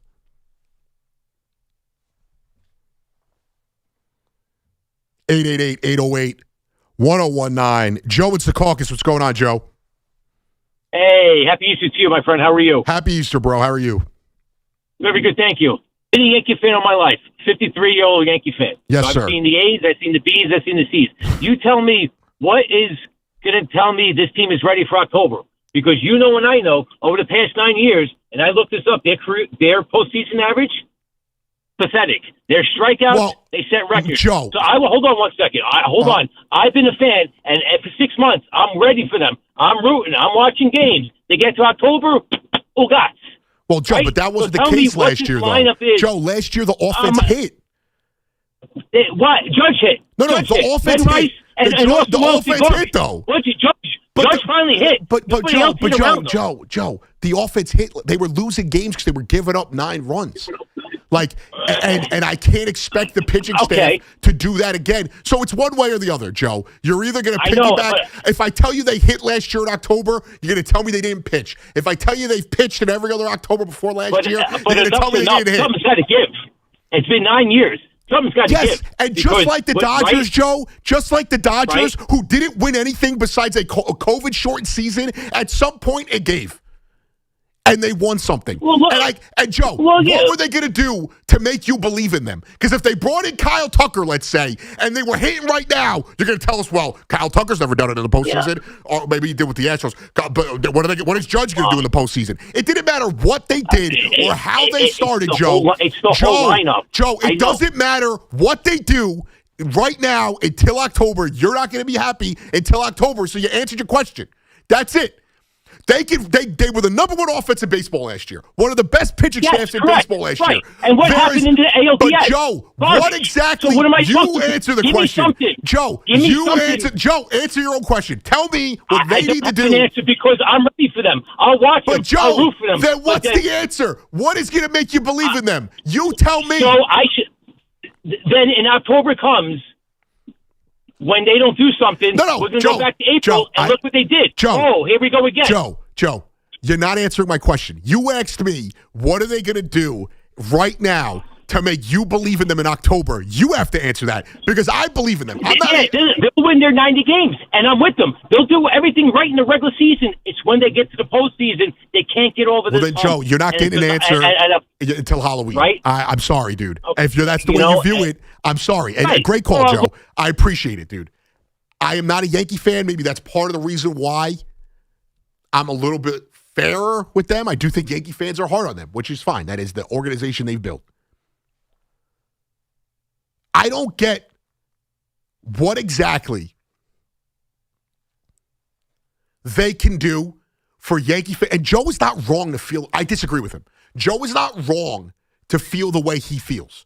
But what exactly are they going to do for Yankee fans like Joe and a lot of you that believe that no matter what they do in the regular season, it will not matter until October? For me, I can only do what they do.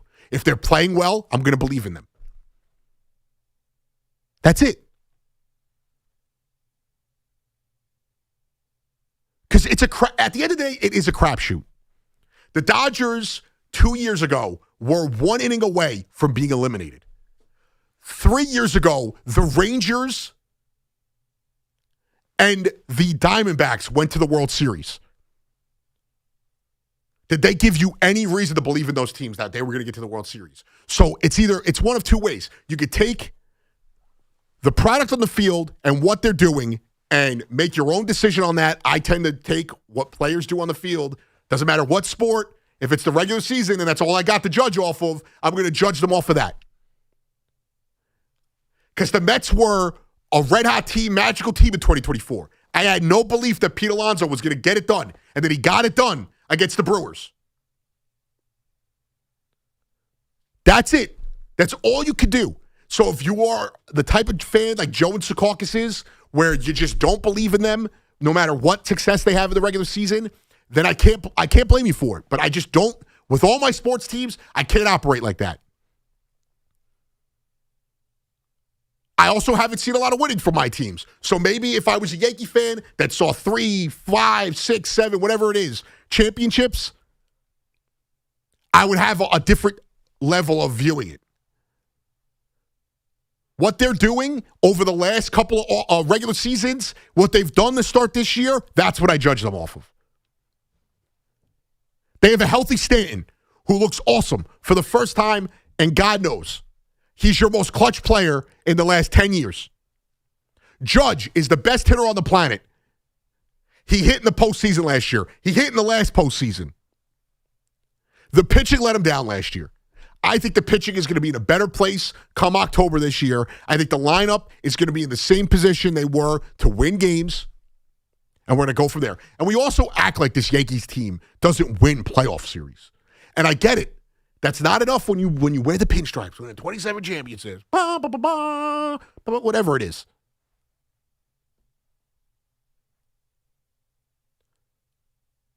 But that is what they are. They are a great team. Not every great team has won. I do think before Judge retires, they're going to get one. And I think this year might be their best chance. The Dodgers are the Dodgers. You don't have to worry about them until you get to the World Series, and then you just got to win 4 out of 7 games. You'll worry about that when you get there. I think they'll get there. Look at the Blue Jays. So you're telling me because the Blue Jays went to the World Series last year, but they look awful right now, and the year prior they didn't look that great, I have to somehow give them more of a benefit of the doubt than the Yankees. 888-808-1019. Steve in Houston. What's going on, Steve? Hey, my Gore buddy. What's up, Steve? What's going on, brother?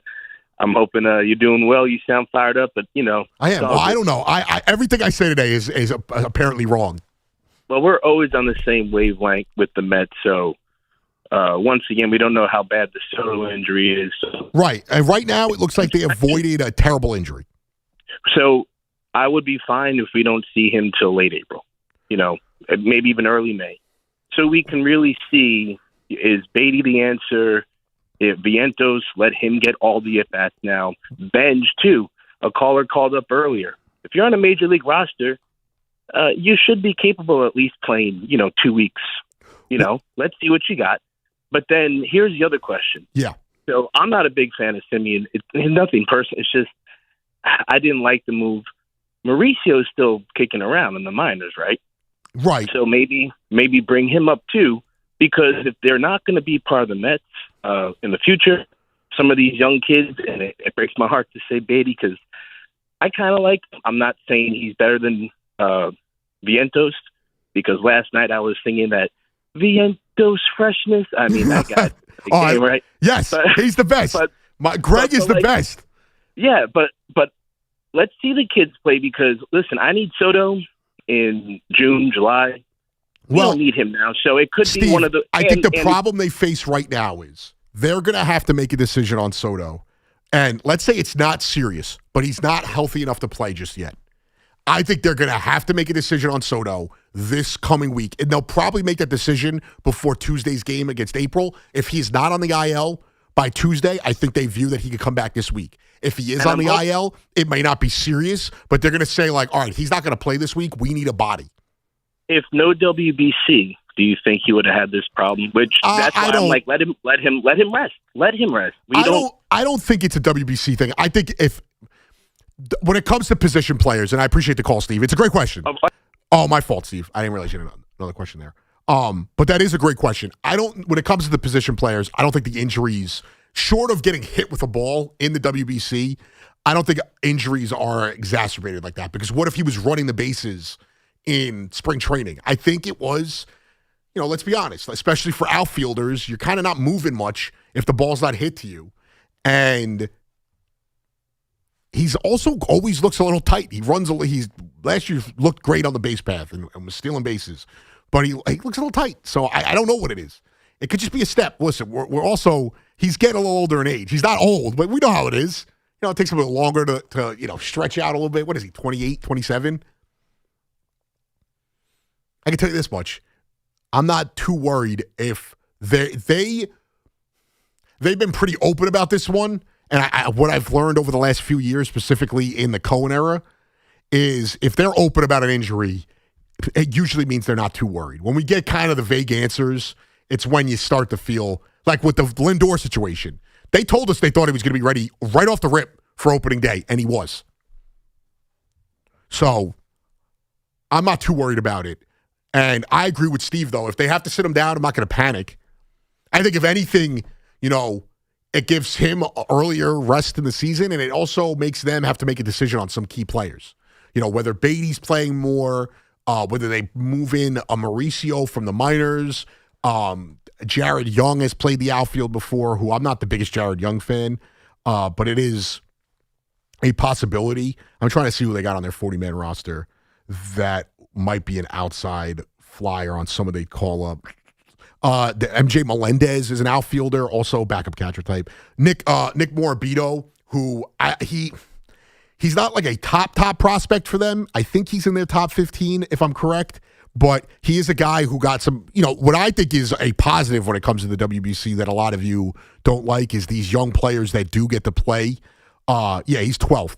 He is 22 years old. He might be the guy they end up calling up if it's not Melendez to maybe get a shot in the outfield. Tyrone Taylor is on the roster.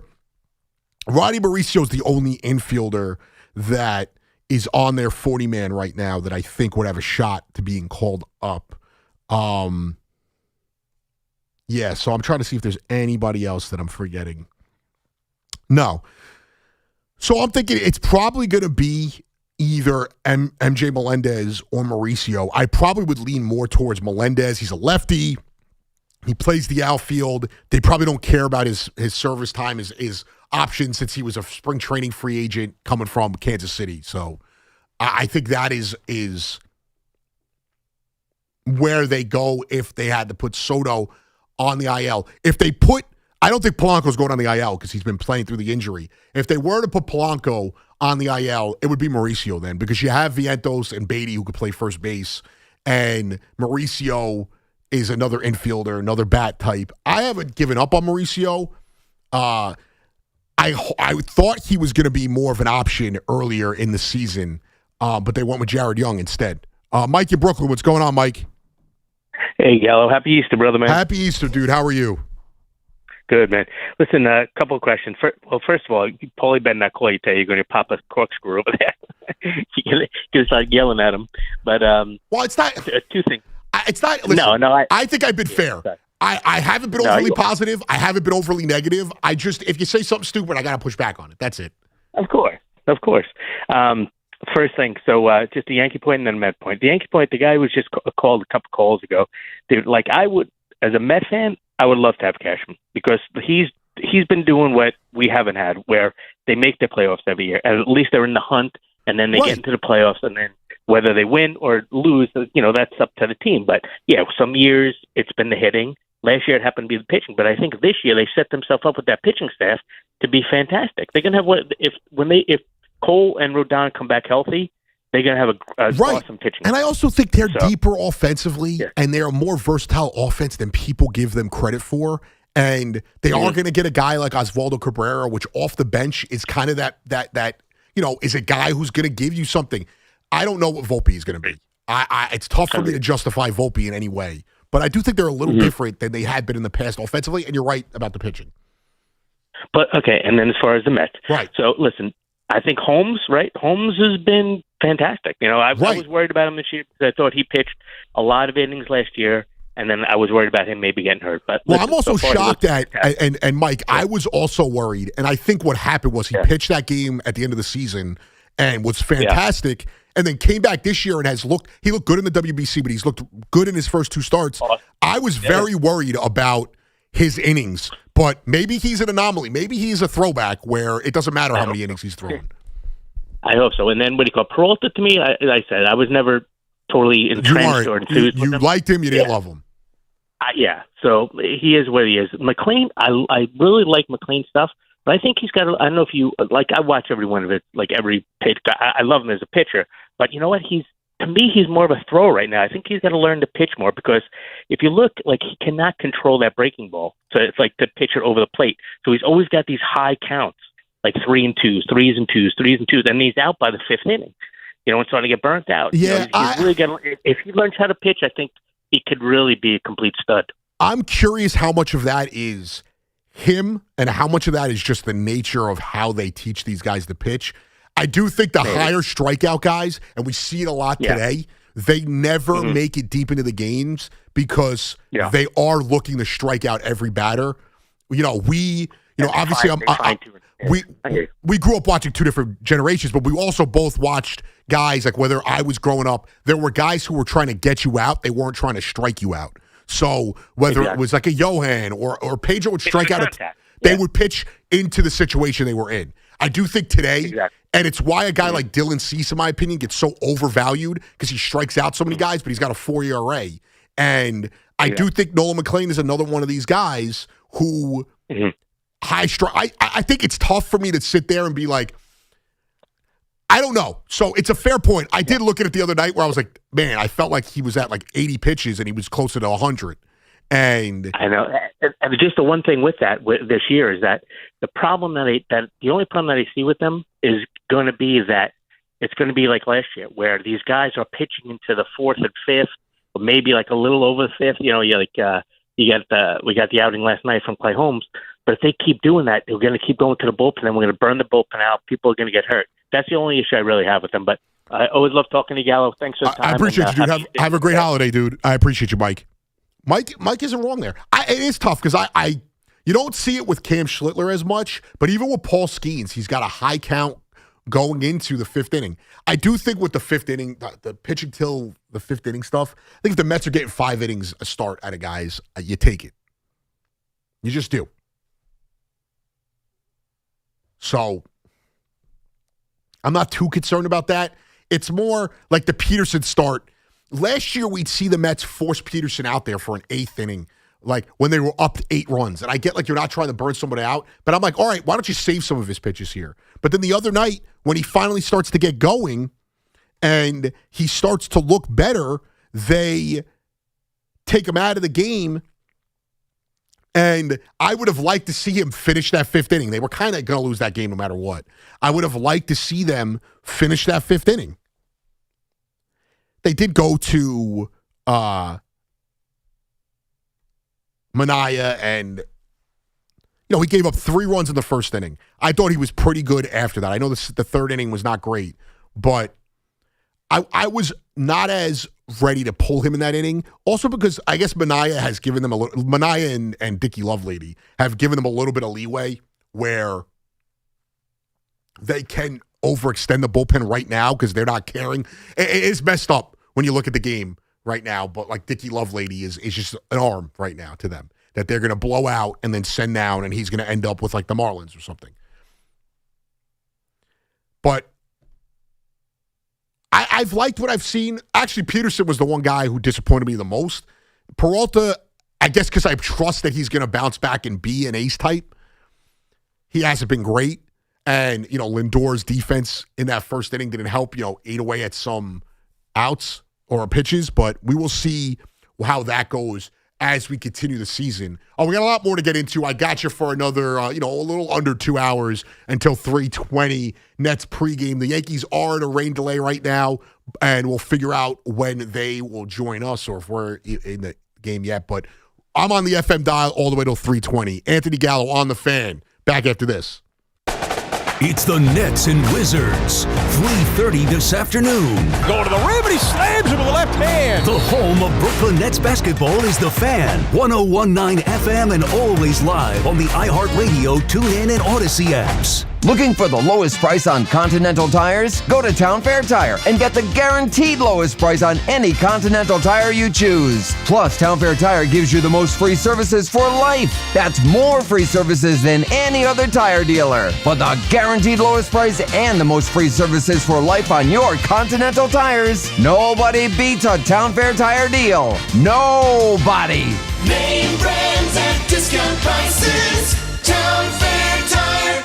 We all hear the radio ads about the IRS. They tell you to be afraid, to be scared, and they try to frighten you into calling. I'm not here to do that. Tax Relief Advocates is different. TRA is here to tell you that if you owe money to the IRS, whether it's $5,000, $50,000, or $500,000, we have a solution. It doesn't matter if you're sitting in your car, at work, or with your kids. No matter where you are, call now. 800-575-4094. Don't lose hope. TRA can eliminate or reduce what you owe to the IRS. Generous programs are now available that can give you a fresh start. Our passion is taxes and helping individuals fix their IRS problems. We have over 1,000 5-star reviews on Google and an A+ with the Better Business Bureau. You don't need to be afraid of the IRS any longer. End your tax nightmare today by visiting us online at TRA.com or call 800-575-4094. That's 800-575-4094. Tax Relief Advocates. Real solutions for real people.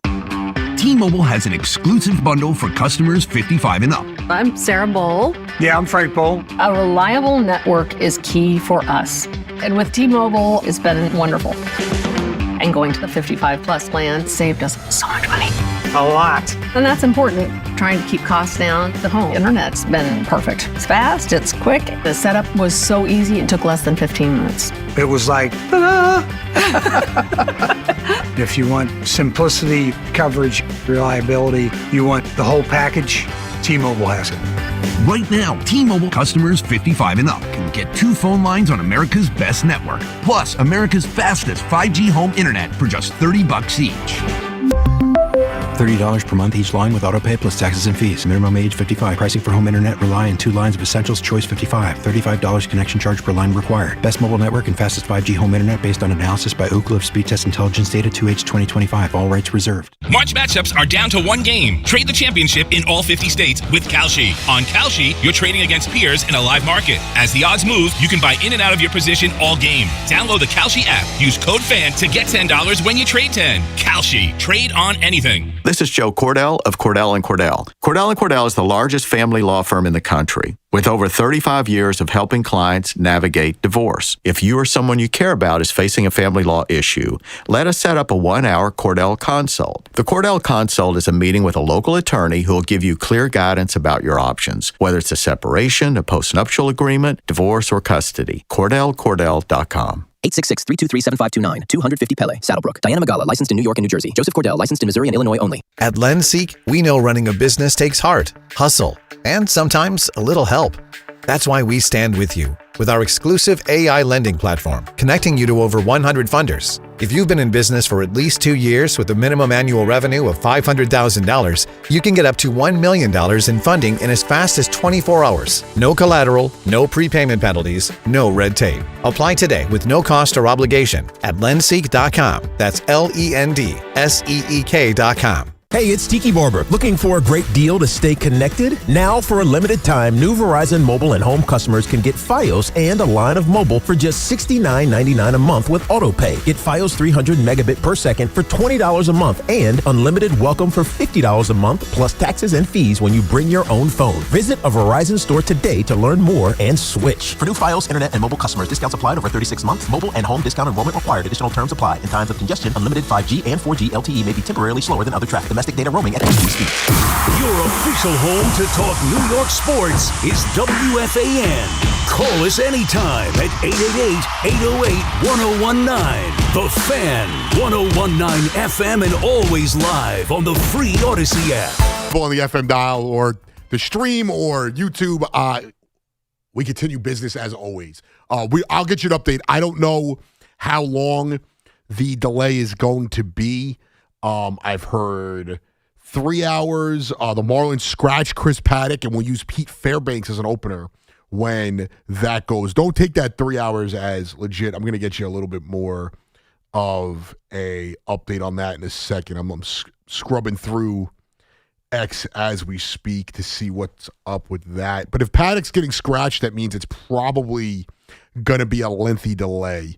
Let's see if our guy Brian Hoke has anything on it. Nothing from the Yankees as yet. They just put out that it's not starting on time. But we'll see it, as Mother Nature takes its course. So get the Pizza Rustica in as early as possible. John Heyman saying Yankees-Marlins game expected to be delayed until at least 3 p.m. So Heyman, very reliable. So we will check that as we go. 888-808-1019. Vinny in Long Island. What's going on, Vinny? Buona Pasqua, my friend. What's going on, dude? I'm How are very you? excited. Happy Easter. Happy Easter to you, too. I think we're going to get out in a quick start. I'm looking 20-5 is what I'm hoping for the Yankees. So that takes the pressure off. I know there's a lot of people they didn't experience the horrible season from 81 to 95 when the Yankees were the worst. Right? When you go through that, you can withstand 15 years without a World Series because there's only one team, man, that's had more wins or more consecutive winning seasons than the current Yankee team right now. And that's the 27 Yankees. So I was like, where are you going? I didn't know who you were going to tell me that was, but that's hilarious. Well, Vinny, I do think... Here's the thing, right? What we're missing, I love seeing these guys are looking like they're having fun. They're gelling. They have the right chemistry. That's what you need to keep this going all year long. And guess what? We have Garrett Cole last year. I have no doubt we're in the World Series playing the Dodgers again. All right? That was the missing piece. He comes back in a couple of weeks with Carlos Rodon. This pitching staff looks like it might be one of the best pitching staffs of all time. Okay? That's what's going to win us the World Series. The bats are the bats. They have all-time great hitters. But you know what? The pitching staff is what's going to make us win. And the one missing piece that we don't have that we had during the last run was we had a real manager. And Joe Girardi, if he was here, we would have won the World Series already. I'm sorry. Aaron Boone's a great guy. He's a nice player. He's not the guy that's going to build a dynasty. He might get lucky this year, I think, because of the talent level. But let me ask you this, Vinny. I only thing I want to push back on, because I just did the count on, what you said, the 20-5 start. That gets them to that Red Sox series. I actually don't think that's too far-fetched, with the Royals really being the only good team they face in that stretch. Girardi won one World Series, and he did it off the backs of a historic offseason. What is so different between the way Girardi operates and Boone operates that makes you think he would have had a World Series by now that Boone hasn't been able to achieve? Girardi's going to go with his gut, just like Joe Torre. He's a baseball guy. He's not going to play by numbers. He's an old school guy. He's not going to put Nestor Cortez in the World Series in a big spot who hasn't pitched in 6 weeks. Well, that's not going to happen. Let me just say this for you, Vinny. He was the manager of the Phillies. They fired him and then went to the World Series. He's not had a lot of opportunities since he left the Yankees, and he got fired mostly. I mean, people have said it's because of the way that certain players didn't like the way they were treated.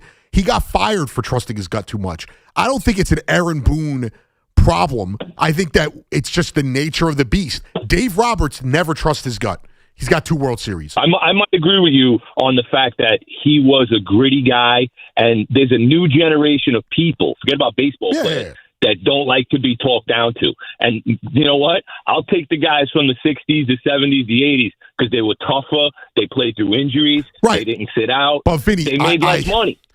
So I'm not pushing back. They won more World Series, too. They did, and I'm not pushing back on that. what I am going to push back on, it is the nature of the game. So is it more of just the state of the game, or is this a Boone issue? Like, that's where, because if Girardi was here, do we know that would even work? And again, I really like JoJo. believe he's not going to put Nestor in that big spot in the World Series. Okay, Vinny, I can't argue with that. It was a bad choice, and he's now paid for it. And I appreciate the call. We win the World Series. Do you agree, Ant? I don't. I think that they were, regardless of that decision, if they had a better fifth inning in that World Series, that series is a drastically different. I know they were already on their heels were on the edge of the mountain, but they were in that series, even though they were down to an elimination game. I really think if that fifth inning goes differently, the entire series plays out maybe to 7 games. So I can't disagree with you. But I do think that happened before. Like that wasn't the only reason why they lost that series. Like, it took them having a drastically terrible fifth inning to also cost them, and I can't put that on Boone. I got to let you go, Vinny, just because there's a lot of noise. But great call. The Boone stuff, I don't get what Yankee fans dislike about him. You've consistently been. You won 1 World Series with Joe Girardi, and I think Joe Girardi's a great manager. I do. We saw what he did with the Marlins prior to coming to the Yankees. He's also never gotten a shot after that that's really stuck. And it doesn't fall. It's not an irrelevant fact that he got fired and the Phillies season changed. They went to the World Series. Believe me, it haunts my dreams that year. They didn't win it, but they went to the World Series. So, do we really believe that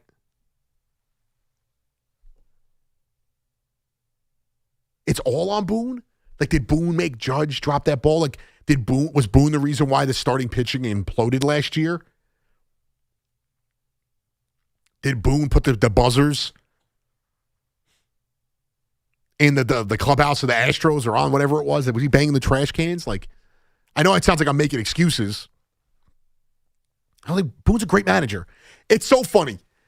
And I think this is the perfect example of Yankee fandom right now. I guarantee you, the day they move on from Cashman and the day they move on from Boone, we will get that next year when they start up oh man, things would be different if Boone was here.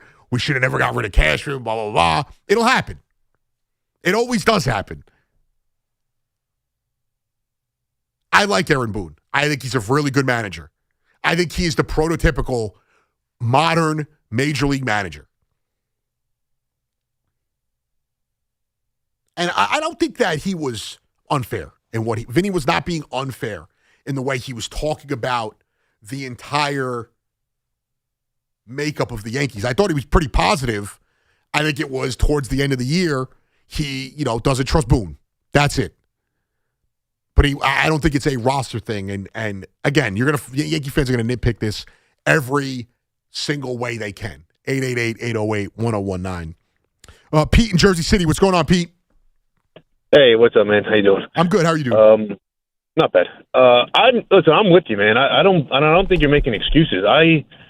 You're talking about last postseason, like Max Fried and Rodon, they were top 5 in the Cy Young voting, and even they come out and they get bombed for 8-9 runs. And it wasn't like Cashman or Boone. Yeah, and Pete, it wasn't like it's the 6th inning and they left him in too long. It happened early in the game. Yeah, so I feel like I'm one of the few Yankee fans that still defend Cashman and Boone to a more extent, but I don't know what else you can do. He, as far as the GM goes, like the deadline, he goes, he gets everyone's got to get. He gets bullpen arms, that gets the third baseman, very good defensive third baseman. So they have to win. I get it, but I feel like this year, the rotation is ridiculous. If they all stay healthy and Schiller is the real deal. And they do have, it's not just hit home run or not. Like, right. You can tell by these first 8 games, they're hitting the ball, they're hitting singles, they're hitting home runs too. I mean, the first game was a perfect example of how, Pete, the first game was a perfect example of how different they are. And here's the other thing is too, when it comes to the rotation, when it comes to the lineup, they also have a couple guys on the farm. They're gonna call up at some point. Maybe Spencer Jones, right. But they have these young pitchers that everyone is raving about. And you also look at, they're going to get a guy like Osvaldo Cabrera back. That gives you a deeper bench. Like, and you get Schmidt, you could throw him in the bullpen, and they have extra arms. So if you do need to get a bullpen guy or another position later in the year, you have some pieces to trade. I feel like this is, and I don't want to make excuses either, but Weaver and what's his name, the closer for the Mets now, Devin Williams, they did cost him like 10, 12 games, and that cost them the home field advantage in the playoffs and things like that. So, the Yankees, they haven't had a losing season in 20-something years, dude, and Cashman has the ability to rebuild and compete every year, and I just don't know what fans want at that point. Like they've missed the playoffs 3 times in his tenure. It's incredible. That's what I mean, man. And last year they were tied for best record in the AL. The year before they won the pennant, so I get it. I want them to win the title, I get it, but you gotta let him do his thing, man. I appreciate the call, Pete. Great call. Last year, the Yankees were closer to the World Series than they were farther away from it. You know what I mean? Like they were closer to being a World Series contender than they weren't. And I get it. We live in a market where if you don't change, and we're going to see with the Knicks, if the Knicks don't get to the NBA Finals, and maybe even if they do, some fans are going to clamor that they need to change it up. You're never going to be happy, and a new piece feels like an addition. For the Yankees, I didn't think Kyle Tucker was changing their fortunes too much. They clearly tried to go get Paul Skeens. 2 teams have to agree to a trade. Bo Bichette, I don't think that was ever an option. And I'm sure if you guys signed one of these guys, you would sit here and tell us, oh, it's not good enough. They're not going to hit in October. They're not going to pitch in October. They're not going to field in October. Boone stinks. Cashman's washed up. It would have been the same thing. And when it comes to the other side of town with the Mets, we weren't happy at the end of the year. I was one of them. We weren't happy at the end of the year. So they switched it up. We weren't happy. They switched it up. They're 5-4. We're not happy now. There's been, the Yankees, it's obvious. There's been more positives with the Mets. There's been more positives with the Yankees than there has been negatives. The expectations are different. The pressure is different. I think the Yankees have a pressure of if they don't get to a World Series, it's going to be a crazy disappointment to a lot of the fan base. It's going to feel like you wasted another year of one of the best hitters in the history of the game. And for the Mets, you're just hoping to build consistency and get to the playoffs this year, which I think they can. I don't think they're that far off from being a playoff team. I'm just not going to guarantee you a playoffs with this Mets team. I think they can win 87 games. I think that is a wild card team. So, there's a lot to be excited about. It's early in the season. It's a great time of the year. Spring is here. It's Easter. It's Passover. Spring is here. The weather's getting nicer, hopefully, even though today was crappy. Yesterday was crappy for half the day. It's a great time that both teams are over 500. The Mets could be 2 games over 500, and the Yankees 7 after today. Everybody's got to relax. Breathe in. Eat the pizza rustica. Eat your Easter bread. Be happy. Get a ham, brisket, whatever it is. They're showing these Joe Adell highlights from yesterday. Unreal. Absolutely unreal. 3 home runs robbed in one game is insane. And a perfect example. Look at this. We call this a segue. We call this a transition. We might not call it either of those things, but this is a pro right here in radio. Joe Adell, guy that was a top prospect in baseball, was a guy who people thought was going to be a superstar, is 26 years old, finally hit a big year last year. 2 years in a row he's been good, but last year he really took it to another level. 37 homers, 98 RBIs. Not a superstar, but took it to another level. Plays Gold Glove defense. Mets fans, Yankee fans, they want to send, Carson Benj away, and when Spencer Jones gets called up, they'll give up on him. Francisco Alvarez has no shot. Anthony Volpe has no shot. They can't be anything. Vientos, Spady, they can't be anything. Relax. Brian in Vernon, New Jersey. What's going on, Brian? Hey, what's up, brother? How are you doing? I'm good, man. New fan to you, bro. You're the best because, you have a little bit of craziness but you got a little bit of normalness to you. I didn't want. Thank you. I'll take the second one too because I didn't want to be crazy today. I came out trying to be a little positive about the Mets, but I wasn't positive enough, and then I'm being too positive. So it doesn't make sense. Crazy is good. Crazy is good these days. Wow. Crazy is good. Apparently, it gets your views. Wow, I'll take it. Hey. So listen, with the Mets, I want to make 2 points if you don't mind. You can cut me off. But first one on the Mets. So Carson Bench, this guy is great. He's done what he needs to do in the AAA and AA and everything like that. He's done what he needs to do in the minor leagues. Now he's coming up. It's 7 games. Yeah. People are upset that he's batting like 180, whatever it might be. But give him some time. Darryl Strawberry was the same way. Everybody hated him when he was early on. He didn't do anything for the first couple weeks of the season. Nope. Give him some time. Here's one for you, Brian. Not a Met. Aaron Judge, first 27 games of his career, hit 179. Yep.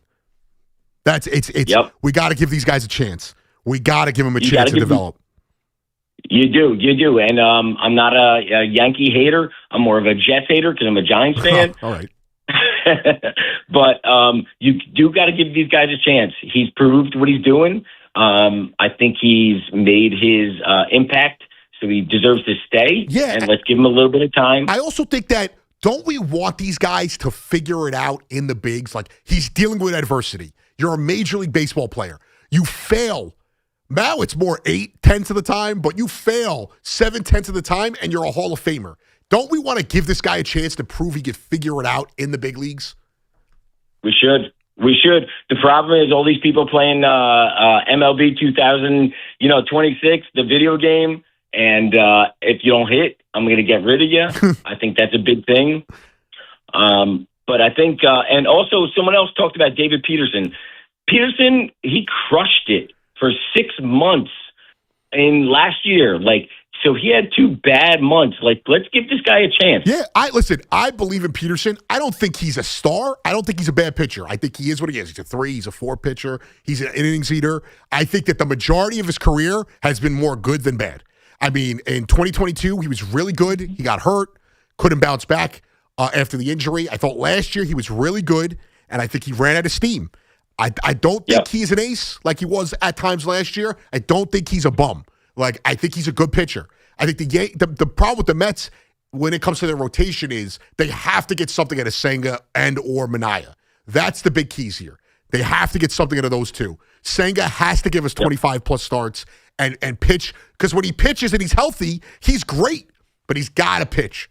And then for Minaya, you hope he gets healthy and he gives you something. That's my biggest concern with the rotation. Yep, I agree to that. And Minaya, I'm a little concerned about, right?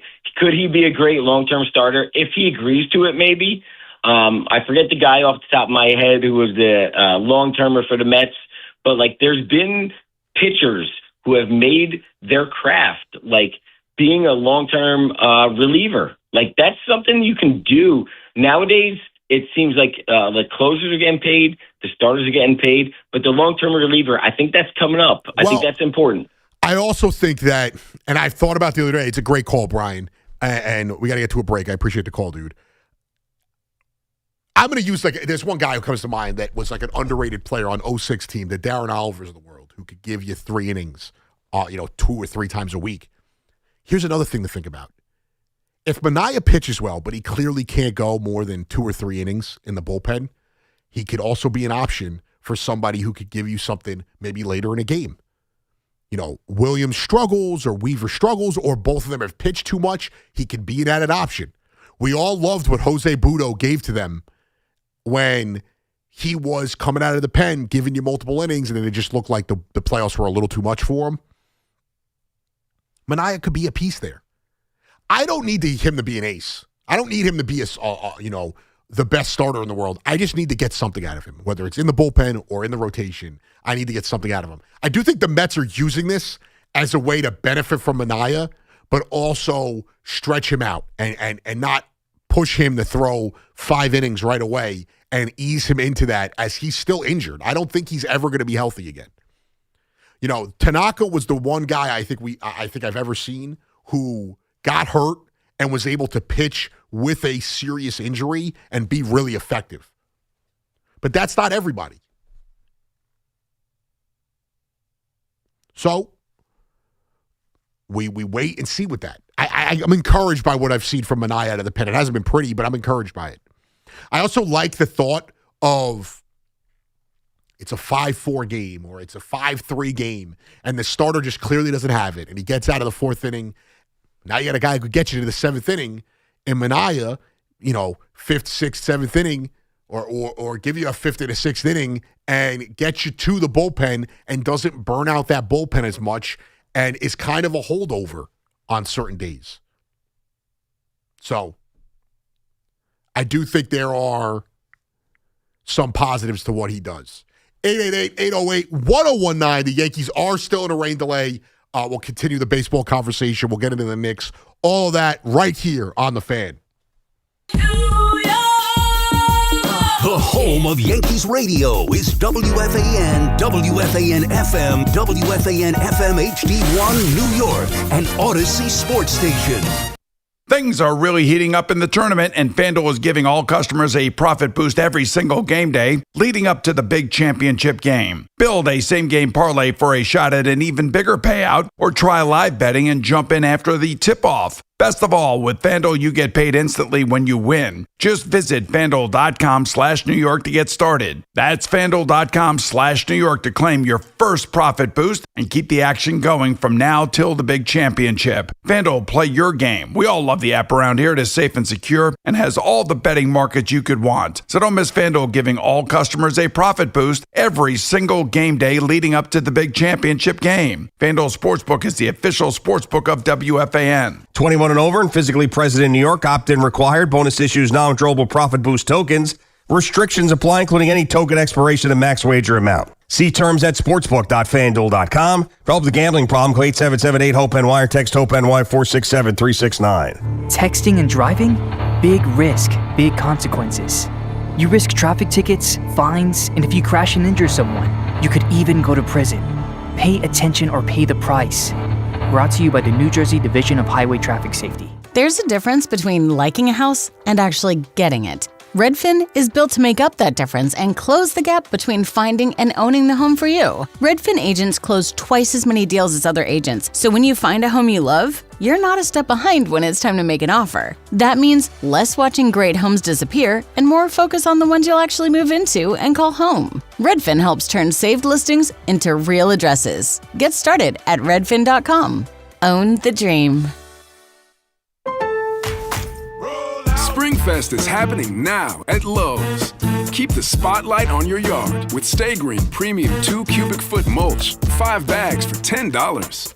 Plus, when you want more help indoors, get up to 40% off select major appliances that help you supercharge your chores. Our best lineup is here at Lowe's. Valid to 4/22 while supplies last. Selection varies by location. See Lowe's.com for details. Mulch offer excludes Alaska and Hawaii. Hey, it's Tiki Barber. Looking for a great deal to stay connected? Now, for a limited time, new Verizon mobile and home customers can get Fios and a line of mobile for just $69.99 a month with AutoPay. Get Fios 300 megabit per second for $20 a month and unlimited welcome for $50 a month plus taxes and fees when you bring your own phone. Visit a Verizon store today to learn more and switch. For new Fios, internet, and mobile customers, discounts applied over 36 months. Mobile and home discount enrollment required. Additional terms apply. In times of congestion, unlimited 5G and 4G LTE may be temporarily slower than other traffic. Domestic data roaming at 2G speeds. We all hear the radio ads about the IRS. They tell you to be afraid, to be scared, and they try to frighten you into calling. I'm not here to do that. Tax Relief Advocates is different. TRA is here to tell you that if you owe money to the IRS, whether it's $5,000, $50,000, or $500,000, we have a solution. It doesn't matter if you're sitting in your car, at work, or with your kids. No matter where you are, call now. 800-575-4094. Don't lose hope. TRA can eliminate or reduce what you owe to the IRS. Generous programs are now available that can give you a fresh start. Our passion is taxes and helping individuals fix their IRS problems. We have over 1,000 5-star reviews on Google and an A+ with the Better Business Bureau. You don't need to be afraid of the IRS any longer. End your tax nightmare today by visiting us online at TRA.com or call 800-575-4094. That's 800-575-4094. Tax Relief Advocates. Real solutions for real people. This is Joe Cordell of Cordell and Cordell. Cordell and Cordell is the largest family law firm in the country, with over 35 years of helping clients navigate divorce. If you or someone you care about is facing a family law issue, let us set up a 1-hour Cordell consult. The Cordell consult is a meeting with a local attorney who will give you clear guidance about your options, whether it's a separation, a postnuptial agreement, divorce, or custody. CordellCordell.com. 866-323-7529, 250 Pele, Saddlebrook. Diana Magala, licensed in New York and New Jersey. Joseph Cordell, licensed in Missouri and Illinois only. Get connected with WFAN to talk about your favorite teams. The Fan on the Odyssey, iHeart, and TuneIn apps. By Chef IQ Precision Cooking. Effortless results, chefiq.com. The Chef IQ is in use right now because I got the notification on my phone that it was being used. So I'm excited to see what's being chefed up at the house. It is an awesome device, especially if you're somebody like me who's very forgetful. You want to pop something in the oven and forget about it, and then you get the timer on your phone. But we spoke about the Mets, the Yankees, for the majority of the show. And when it comes to the overall look of the season for the Mets, Juan Soto's injury, and this is the fan focus part, brought to you by Chef IQ. The Juan Soto injury not being as severe as it looked at first, because I think we all thought it was, major strain or at least, a tear or something like that. And he even said he was shocked that it ended up not being as bad as he thought it was going to be. Or not that it was as bad, that he woke up feeling as good as he did. So I think that has been a positive, and the Mets dodge a major bullet there. But the question is, could they survive? And the last two games, they kind of have survived without him. But could they survive a 2-week, a 20-game stretch, let's say, without Juan Soto? And I don't know right now, even though I believe in the offense, I don't know if right now I believe in them enough. Let me say, I believe in what the offense is about and what they're planning on doing, or what the goal is. But I don't know if I believe in them enough right now that if Soto lost a month of action, 20 games, whatever you want to say, 2 weeks, that they would survive in not saying the season would be over, but they would look competitive. Now, Francisco Lindor gets going, I think that's a different story. And it is funny how a couple months later, all of a sudden, Francisco Lindor is the problem that the Mets have had all this time. We all loved him. Guy never misses a game, had an injury, came back immediately. And because you think you know what his politics are, or you think that there was a political problem in the clubhouse, there's now half the city hates Lindor. Has nothing to do with him actually on the field. You just all hate him. You assume that he is this bad guy because of what's being reported out there, what's not being reported out there. You blame him for every single thing that went wrong with the Mets. The only guy he may have had a hand in getting rid of is Brandon Nimmo. Maybe, if that's even the case. It's probably more so the fact that it's his contract, and the Mets were trying to get from out that contract. And by getting a shorter deal, you're saving a ton of money on the back end and about $20 million overall on the Simeon contract as opposed to the Nimmo contract. But I think so much of this Lindor, first last year it was Soto's fault that they didn't get along. We don't even know if they don't get along. We assume they don't get along. You could be not best friends. It doesn't mean you're bad teammates to each other. I also think it's overrated if they don't like each other. I watched Barry Bonds choke out Jeff Kent in the dugout. They went to the World Series that year.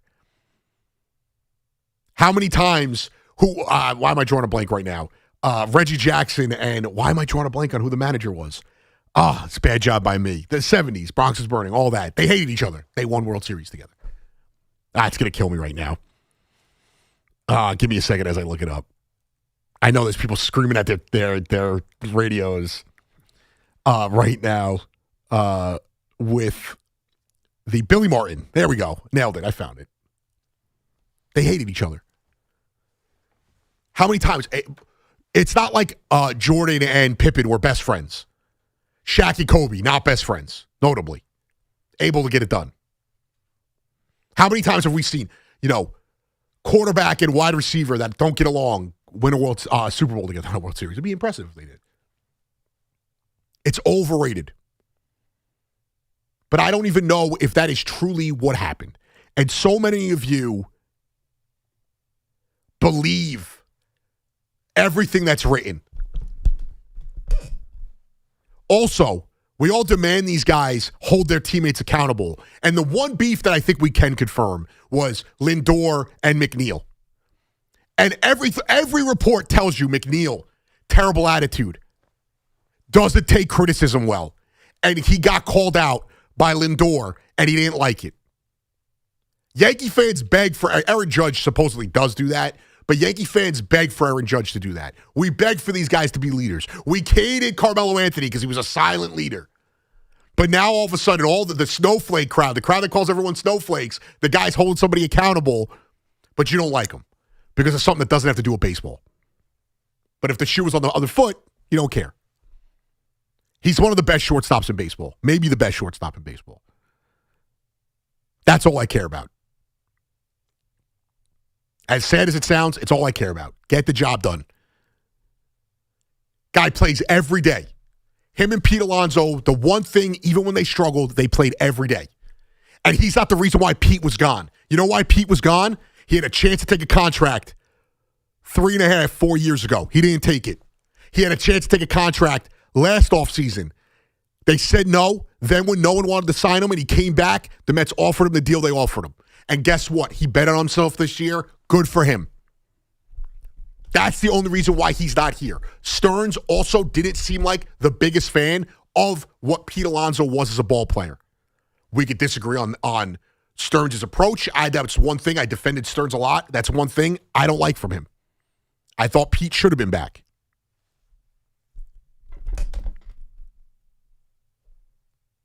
It's outrageous. The Yankees, let's just put the politics thing into question here. The Yankees, their clubhouse, supposedly had no problem with the difference of opinions when it came to politics. But all of a sudden, the Mets are the only team that have political differences in the city. In sports, the NFL, baseball, there's no way there's no political differences across the sport. Only the Mets deal with that. And the Mets are the only team that make decisions based off of that. It's a ridiculous notion. Maybe there was beef, with families. Maybe that's a different story. Jeff McNeil didn't get sent away because him and Lindor didn't get along. Jeff McNeil got sent away because he stinks. That's why he got sent away.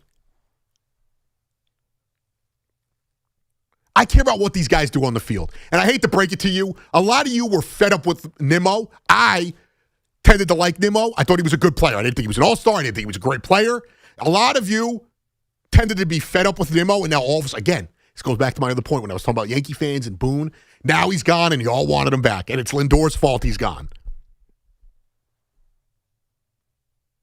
Also, you believe one report, but when a player, ex-teammate tells you Nimmo was bothered by reporters telling him that he's not the captain, that goes on deaf ears. I didn't want Nimmo traded. I had no problem with the Nimmo trade. I honestly didn't have a problem with the Nimmo trade until Diaz and Alonso were gone because I thought part of the reason why they got rid of Nimmo was to help pay for these guys. I do think they overplayed their hand with Diaz. And it is what it is. He's gone. He's in L.A. The trumpets sound dry and lame. They Starbucks the hell out of it. It went from being a deli, nice black coffee to a $22, mocha frappuccino with double whipped cream. And Alonso is in Baltimore having the same complaints from Orioles fans, if you haven't seen it, that he had in New York, that he doesn't get the big hit.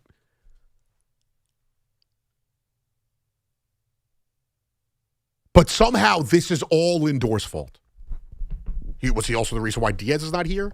It's ridiculous. You guys will find any reason to hate a guy, except for the fact what he does on the field. And only if it fits, and this goes for both sides of whatever you believe in, only if it fits your view of the world. And that's a terrible way to live your life. Go touch grass. 888-808-1019. Not everyone's as bad as you make it out to be. John in Jersey, what's going on, John? Hey, Anthony, how you doing? Happy Easter. Happy Easter, dude. How are you? Good. Listen, first thing I wanted to talk about is we're talking about the Mets and Yankees. Yeah. I don't understand. I mean, the season. All right, season's early. Probably the Mets fans are not going to agree with me here because this is a perspective coming from a Yankee fan. But in general, the season just started. I've heard in the past, couple of callers or whatever it may be, people attacking, Stearns and right and We're the 9 rookies games and in. all this stuff. It's 9 games. Right. I mean, listen, it's just with Soto's injury, I think he'll be. I don't really know what's up with that to be honest, but Well, I we're going to find out a lot about the. the Mets during this time frame with Soto sitting. Right. And everything else, and going back to what you just said of they hate Lindor for some reason. They do. It's just a dumb thing. It's so stupid. I don't understand. They're talking about I'll get rid of Stearns, and Stearns is horrible. Soto leaving the Yankees and going to the Mets was like the best decision that was ever made for them. I mean, and also, when Bo Bichette, we got reports that Bo Bichette, he's signing with the Mets.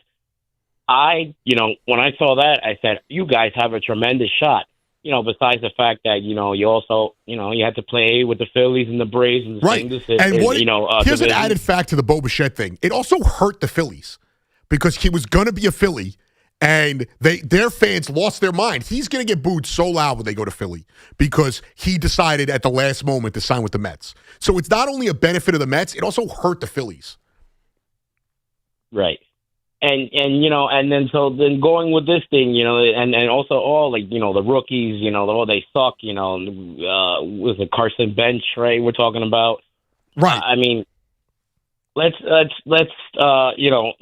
off topic a little bit here. Well, based off of rookies, because I'm a Rangers fan, right? The Rangers this season was that terrible. I don't even know. It was just I can't even Disaster. describe it in any word in in English. It was torturous. And if we're gonna talk about GMs that are horrible, me being a Yankees fan, I do the Cashman, and Cashman has a problem. Boone has to go, right. But we're going to talk about GMs being horrible. Chris Drury is horrible. And with all the trades that he made and everything else, it's just like the team is not, recognizable anymore. And he's a GM and he's making all these decisions. And, we're attacking him for all the same reasons that, Mets and Yankee fans attack their the GMs. Well, and compared to one of them is justified though. Out of all the three of them, the most justified is Chris Drury. I appreciate the call, John. Drury's been a disaster. They've rebuilt a team that didn't need rebuilding. RM 1042. Not saying it's all Lindor's fault, but there was a common denominator in all that drama, and that's a fact. What's the fact? You know nothing. Do you play for the Mets? What's the fact? Yes, it might be true. I'm not even saying it's not true. It might be true. Also, contracts played it. The one guy turned down a bunch of contracts. The GM clearly didn't want Pete Alonso back. Also, Brandon Nimmo got paid a lot of money to be an average player, but because he ran hard to first base, you all loved him. I loved him. We don't know what the fact is. You don't know what the facts are. Do you suit up for the Mets? Then you know what the facts are. I gave you the Nimmo thing about him being upset about the captaincy thing and not being called a leader by the Post. That is Adam Ottavino's and Trevor May's, thought process. That is not all that happened. We don't know. They could feel spurned. I think Adam Ottavino felt a little spurned. Clint Frazier rips the Yankees all the time. Do we believe Clint Frazier, or is he a, pissed off ex-player? I'm not saying it's not what actually happened. We don't know, and I got to be honest, I don't care. I also find it hard to believe in all of sports there's one team that made a decision based off of the political beliefs of two players' wives. I'm sorry. Also, you know who the owner is. I don't need to really write anything else about that. The billionaire. Super liberal. Sounds about right. 888-808-1019. It's ridiculous. Again, let's point it out. How many times have we watched teammates not like each other? How many documentaries have we seen of teammates not liking each other? And guess what? They won. Kobe and Shaq, all-time great beef. Scottie Pippen, not the most complimentary person of Michael Jordan post-career. I already gave you the Billy Martin, Reggie Jackson thing. I know Barry Bonds and Jeff Kent did not win a World Series together. They fist fought on national television in the dugout. Hands on throat. Alex's arm. No soccer. How many times have we seen soccer players hate each other and they've won? You want to talk about a messy sport? Derek Jeter and Alex Rodriguez, did they or did they not win a World Series? It's so ridiculous. Yeah, and if it is true, it sucks. Also, a lot of the Jeff McNeil stuff, they didn't get along.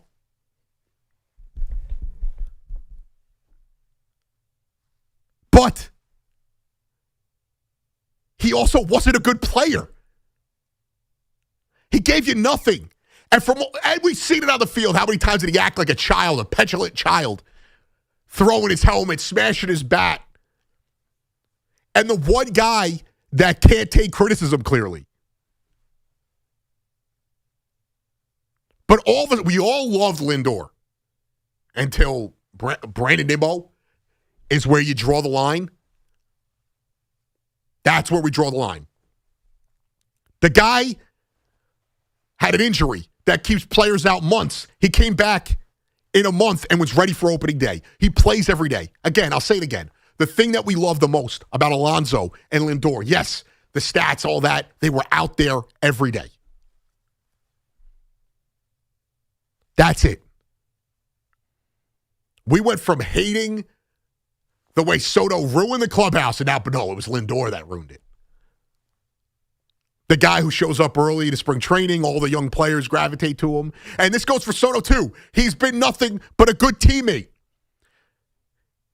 Yes, he has a little bit more fun when he plays for the DR. That's what happens when you play for your country. 888-808-1019. Thomas in Woodbridge. What's going on, Thomas? Hey, what's up, brother? You want facts? I'll give you facts. The Mets will be in the playoffs this year. Let's go, Tom. Let's go. Let's change up the vibes. It's too negative around here. Way too negative. I don't get why Mets fans are being negative. Like you keep saying, it's only 9 games. Come on, guys. And I'm not even guaranteeing a playoff. I just don't feel as bad. I don't feel amazing. I do not feel bad about this team right now. Neither do I, and I'm going to guarantee playoffs this year. I like it, Tom. Here's the thing is, Vientos is hitting. We didn't account for that. Alvarez has looked great. We didn't account for that. They've gotten stuff out of Senga. Clay Holmes has looked really good. McLean has picked up where he left off last year. And I got one more thing for you, brother. Yes. I want to thank you. You talked to me last week. It was last week, I think it was. The Doom hoodie for my daughter's birthday. Oh, did you get it? I got it, and she loved it. Oh, awesome. That's great. That's a great website. I got scammed. It's funny, Tom. I get got by these Instagram ads, and I'm lucky because I almost got scammed. I was going to buy something last night, but I always check the reviews first, and it was like, this is a scam. Don't believe the site. Culture Kings is a great website. They do a great job. It really is. I couldn't believe half of the stuff that they had on there. I'm ordering a Mets hat that they had on there, and they had a pink Mets hoodie that I'm ordering for my girlfriend. It's a good site. Tom, it's great. I got this cool. I got made fun of. Craig made fun of me for it. A maroon Mets hat on there. That's awesome. But it's a dope website. I appreciate that. That's awesome. Good for you, dude. I'm glad she was happy. All right. I just wanted to call you to tell you. All right. You asked me to give you the update. Oh, awesome. I appreciate it. Have a good one, Tom. Great call. Yeah, take that, girlfriend. She always say, my dad too. You always wearing these Ninja Turtle hoodies. Grow up. Well, Tom liked it. Bought it for his daughter, but he liked it. It's like inspired by MF Doom, but it's about Dr. Doom. So it's a little bit of both. But that is, it's okay. It is 9 games in. I can deal with the delusional Met fan. I don't care if you're delusional. Just don't get on me for not being as delusional. But when you're negatively delusional, I can't get on you, or I can't get with you with that. I just don't understand how 9 games in you can live your life like that. How do you enjoy watching sports, living your life like? I get it. There's a lot of negative stuff that goes on. The world, at times, people are great. I'll live by that. Go outside, talk to a human being. They're fine. But the world's got a lot of crappy stuff going on. You can't take the one thing we take enjoyment from, and from day one say this is terrible. I'm younger than most Met fans. I'm 34. A lot of the older guys that call in, I get it. You've seen a lot more misery. You've also seen World Series. I've never seen a World Series. I've bought into a lot of bad Mets teams led by, Frank Francisco and whatever, led by Ike Davis and a hobbled David Wright. This is the only time you could hope as a baseball fan. You get about 2 months to hope. Everyone. It's a lot like football. The NBA's different. The NHL's different. The first 2 months of the baseball season and the first month of the football season is the rare time that everyone gets to enjoy. Football, we always see teams go first to worst. Or worst to first, sorry, flip that. Baseball, opening day, everybody has a shot. You never know what can happen. And they're 9 games in. You're a game over 500. You're on the verge of winning your second of 3 series to start the season. And at worst, you won one, you lost one, and you tied one. And then you're going to come out here and declare the season over, and the Starks doesn't know what he's doing, and it's a disaster. How do you live like that? Even for Jeff fans, I think Jeff fans had it the hardest, in my lifetime at least, as a fan. There's Jeff fans writing off the next 2 seasons, and we haven't even gotten to the draft yet. 888-808-1019. Milton in Brooklyn. What's going on, Milton? Hey, what's going on? I've been listening to the fans since 1987, day one, and I want to know who your boss is, because you should not just be on the weekends. You're doing a great job. Milton, I thought this was going a whole totally different route. I was like, oh, man, you don't sound happy. No. You bring in an old school vibe. You have the. I'm just right now. What sucks about WFAN, unfortunately, it's all about trolling, getting people upset. But you are just talking sports. I'm enjoying listening to you. I would love to hear you tell me who you are after I hang up. I want to know where you went to school and how you got to where you are now, because you sound like somebody who's going to be up and coming. So whoever has a job now, look out, because I think you are. You're a hot prospect in my eyes right now on the radio. I appreciate it, Milton. I appreciate it very much. You have a Yankee point? Yes, I have a Yankee point. And the little thing about the Mets and how I feel, I'm Puerto Rican. I sit in the bleachers, and I want to, before I talk anything, I want to give rest in peace, Sheriff Tom Brown, who was a long-time legendary bleacher creature, passed away. Oh, and rest in peace. Shout out to him. He was a great guy and just big-time Yankee fan and just an incredible person. Just real quick on the Yankees, that guy that brought up the 80s, that is true. Right now, the Yankee fans are just spoiled. A lot of them just go by Instagram and all this stuff and getting trolled. They get mad. You get mad. I could get you mad.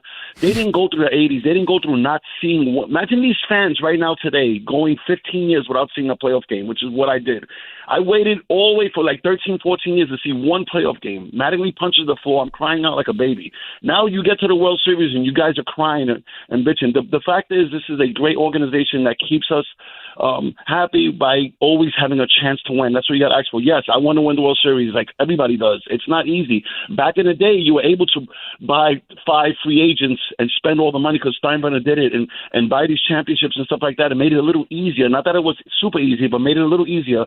These days, it's more balanced. It's more teams are spending money. This owner we have now is not going to go way over. So now you have a little more competition. You have to deal with it. And there's more playoff games. Back then, you got to remember, this is a lot harder to win now. So you guys, Yankee fans out there that are complaining, you have no idea how good you got it. And as far as the Mets are concerned, what I believe in being a Puerto Rican, first of all, the first issue was, to me, from what I heard, is the music in the locker room was getting complained. It was, hey, why all this Spanish music all the time? And they started bickering about that. It was like a takeover of the locker room. And now what happened was he got rid of all these guys, and you bring in a Dominican player who's getting paid just as much money, and now there's a headbutt of like who runs the team, and they're going at it, and the locker room got split there, and now Soto is getting what he wants. He got the family, got the suite. Wow. And he got the suite, and all these Dominican players are coming in there now, backing him up, and it's a Puerto Rican Dominican thing that people don't understand. It's really strong. So they're heading butts on that. So that's the problem. Now, yes, they could still win. They can, but do not sugarcoat the fact that it is a country thing, and it's a real thing. So hopefully they get it right. I'm picking the Mets and the Yankees both to make the playoffs. I think they both have too many good players. The Mets manager might have to go, maybe just to change things around. Not that he's bad, but I just got a feeling they need to just do something to just get it over the top, bring in a new voice, and say, hey, let's get together. We're grown-ups. We're family. Let's do this the right way type of thing. And you're doing a great job. I And, appreciate you, Milton. Thank you for putting me no onto that Thomas Brown thing. I did not know that. Obviously not a Yankee fan, not a bleacher creature, but thank you for shining some light on that. I know Keith, I'm actually looking it up right now. I saw Keith tweeted something the other day, so I appreciate that, Milton. I appreciate the kind words. Have a good one, dude. A lot of blackmail got me here. That's why I'm on the air. That's actually the only reason why I'm here. I run the digital. That's a joke, by the way. Please do not take that into context. It's a lot of hard work. Never question, I've been doing this almost 13 years. I've worked with every single big host, and I've gotten a lot of luck. I've had a lot of guys look out for me. Mike, Gio, Craig, Boomer, so Taz. If you're a wrestling fan, you know who that is. I've had a lot of people look out for me. So it's been not a lack of hard work and sacrifice, so I appreciate it, Milton. But also, when you call in, I love the compliments. It helps the ego. It builds me up, so when I get home and I get teared down,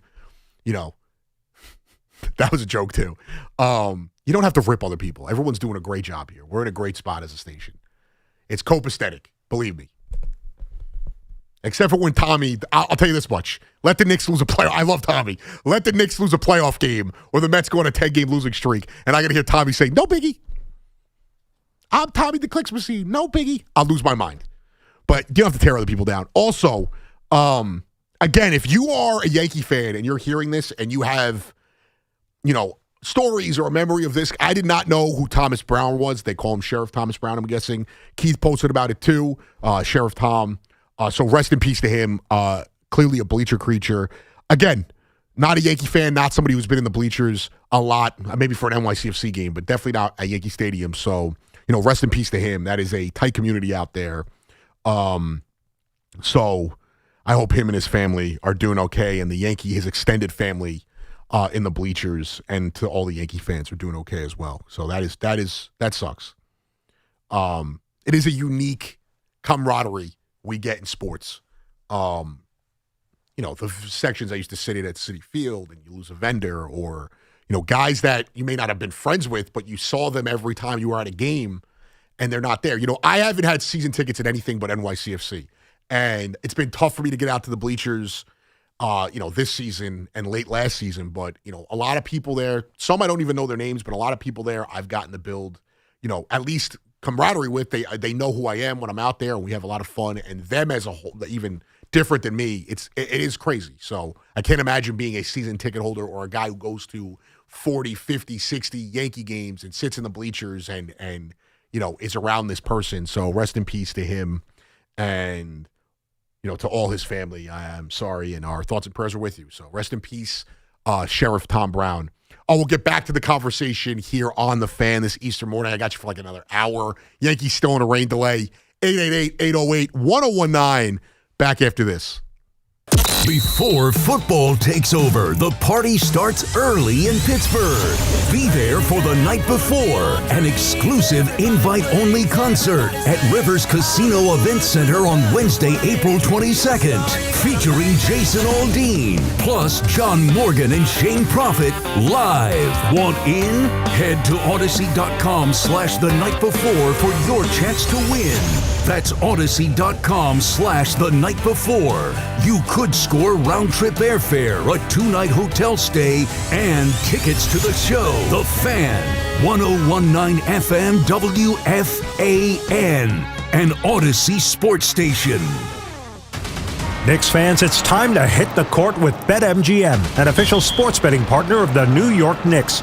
Download the BetMGM app today and add a boost of excitement to every New York game day with same-game parlays, live betting options, player props, boosted odds specials, and the best daily promotions in the business. With the BetMGM app at your fingertips, you can experience the excitement of betting on your favorite players and get in on all the blue and orange action as your New York Knicks drive the lane. Find out why basketball fans love BetMGM, an official sports betting partner of the New York Knicks. BetMGM, make it legendary. BetMGM and GameSense remind you to play responsibly. See BetMGM.com for terms. 21 years of age or older to wager and physically present in New York and New Jersey only. Subject to eligibility requirements. Gambling problem? In New York, call 877-8-HOPE-NY or text HOPE-NY 467-369. In New Jersey, call 1-800-GAMBLER. This is the story of the one. As a procurement manager for a hospital system, she keeps every facility in her network stocked and ready. That's why she counts on Grainger to be her single source for thousands of products, from disinfectants to lighting, air filters, and more. And with fast, dependable delivery, Grainger helps her keep every facility stocked, safe, and running smoothly. Call 1-800-GRAINGER, click Grainger.com, or just stop by. Grainger, for the ones who get it done. There's a difference between liking a house and actually getting it. Redfin is built to make up that difference and close the gap between finding and owning the home for you. Redfin agents close twice as many deals as other agents, so when you find a home you love, you're not a step behind when it's time to make an offer. That means less watching great homes disappear and more focus on the ones you'll actually move into and call home. Redfin helps turn saved listings into real addresses. Get started at redfin.com. Own the dream. Things are really heating up in the tournament, and FanDuel's giving all customers a profit boost every single game day, leading up to the big championship game. Build a same-game parlay for a shot at a bigger payout, or try live betting and jump in after tip-off. Best of all, with FanDuel, you get paid instantly when you win. Just visit FanDuel.com/New York to get started. That's FanDuel.com/New York to claim your first profit boost and keep the action going from now until the big championship. FanDuel, play your game. We just love the app around here. It's safe and secure. It has all the betting markets you could want. Don't miss FanDuel, giving all customers a profit boost every single game day leading up to the big championship game. FanDuel Sportsbook is the official sportsbook of WFAN. 21 and over and physically present in New York. Opt-in required. Bonus issues, non-withdrawable profit boost tokens. Restrictions apply, including any token expiration and max wager amount. See terms at sportsbook.fanduel.com. For help with the gambling problem, call 877-8-HOPE-NY or text HOPE-NY 467-369. My name is Christine, and I'm a widow. My husband, Ryan, was a healthy 34-year-old, and 3 months later, he was gone. Thankfully, he had life insurance. Ethos made it so easy. You can get a quote in seconds, apply in minutes, and get same-day coverage. 100% online, no medical exam. Life insurance didn't take away the loss, but it did give us the space to just grieve. Get your free quote at ethos.com/protect. ethos.com/protect. Paid spokesperson. Time spent on application may vary. Online health questions required. I need a little range, step to the range, come on, meet me at the range. Introducing the new Chick-fil-A Jalapeno Ranch Club Sandwich. With that juicy Chick-fil-A chicken on a buttermilk ranch bun, jalapeno ranch sauce, and pickled jalapenos, it's a little ranch with a lot of kick. The new Chick-fil-A Jalapeno Ranch Club with original spicy or grilled filet. Available for a limited time only. Order ahead on the Chick-fil-A app. We all hear the radio ads about the IRS. They tell you to be afraid, to be scared, and they try to frighten you into calling. I'm not here to do that. Tax Relief Advocates is different. TRA is here to tell you that if you owe money to the IRS, whether it's $5,000, $50,000, or $500,000, we have a solution. It doesn't matter if you're sitting in your car, at work, or with your kids. No matter where you are, call now. 800-575-4094. Don't lose hope. TRA can eliminate or reduce what you owe to the IRS. Generous programs are now available that can give you a fresh start. Our passion is taxes and helping individuals fix their IRS problems. We have over 1,000 5-star reviews on Google and an A+ with the Better Business Bureau. You don't need to be afraid of the IRS any longer. End your tax nightmare today by visiting us online at TRA.com or call 800-575-4094. That's 800-575-4094. Tax Relief Advocates. Real solutions for real people. Diabetes, high blood pressure, anxiety meds, everyone's on them. If you're a 50-year-old male, maybe a bit porky, and you may even have type 2 diabetes, $1 million of term insurance may only cost you about $200 a month. Call Term Provider. Speak with Big Lou at 800-700-6898. Big Lou will find a term life policy for you even if you have type 2 diabetes, are overweight, or have high blood pressure. Term Provider has helped thousands of people like you who think they can't afford term life insurance. To buy $1 million of affordable term life for you, all you need to do is call Big Lou at 800-700-6898. Lou will make sure the scales are tipped in your favor. Call 800-700-6898. Big Lou will answer your call and work to fit you into a term life policy that you can afford. Remember, Big Lou's like you. He's on meds too. Call 800-700-6898 or biglou.com. Talk New York sports here. The Fan. Oh, 240 on the Fan. 888-808-1019. Anthony Gallo, I got you for another 40 minutes or so until Nets pregame as we navigate this Yankees rain delay. A bit of breaking news. Not great, not terrible for the Mets, but Mendoza spoke earlier, and it looks like, Beatty jammed his thumb last night and is scratched from the lineup today. We have Mendoza's sound on that right here. Last night, on that head-first slide at second base, he jammed that left thumb. He was able to finish the game. Little sore afterwards, and then this morning, basically the same. We just trying to be smart about it, and that's why he came out of the lineup. Is there any concern, though, that this could be something more? No. After talking to him, he's like probably a day or two. Should be good to go on Tuesday. Not planning on doing any imaging or anything like that. He's just day-to-day. That's good. All right, that's I didn't listen to the audio. I just saw it pop up my feed now, and I'm seeing the play. It was in the 7th inning. He slid in the second and jammed his thumb. So the lineup for the Mets is Lindor. This is obviously post Beatty being scratched.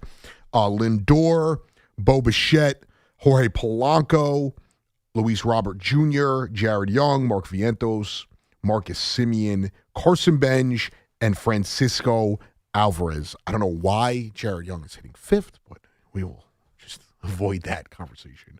I'm okay. This is a lineup that I am okay with. I'm assuming that Beatty would have been in left field, and maybe they just wanted to keep the lineup cohesion the way it was, but I'm okay with this lineup with Soto and Beatty out and Polanco nursing an injury.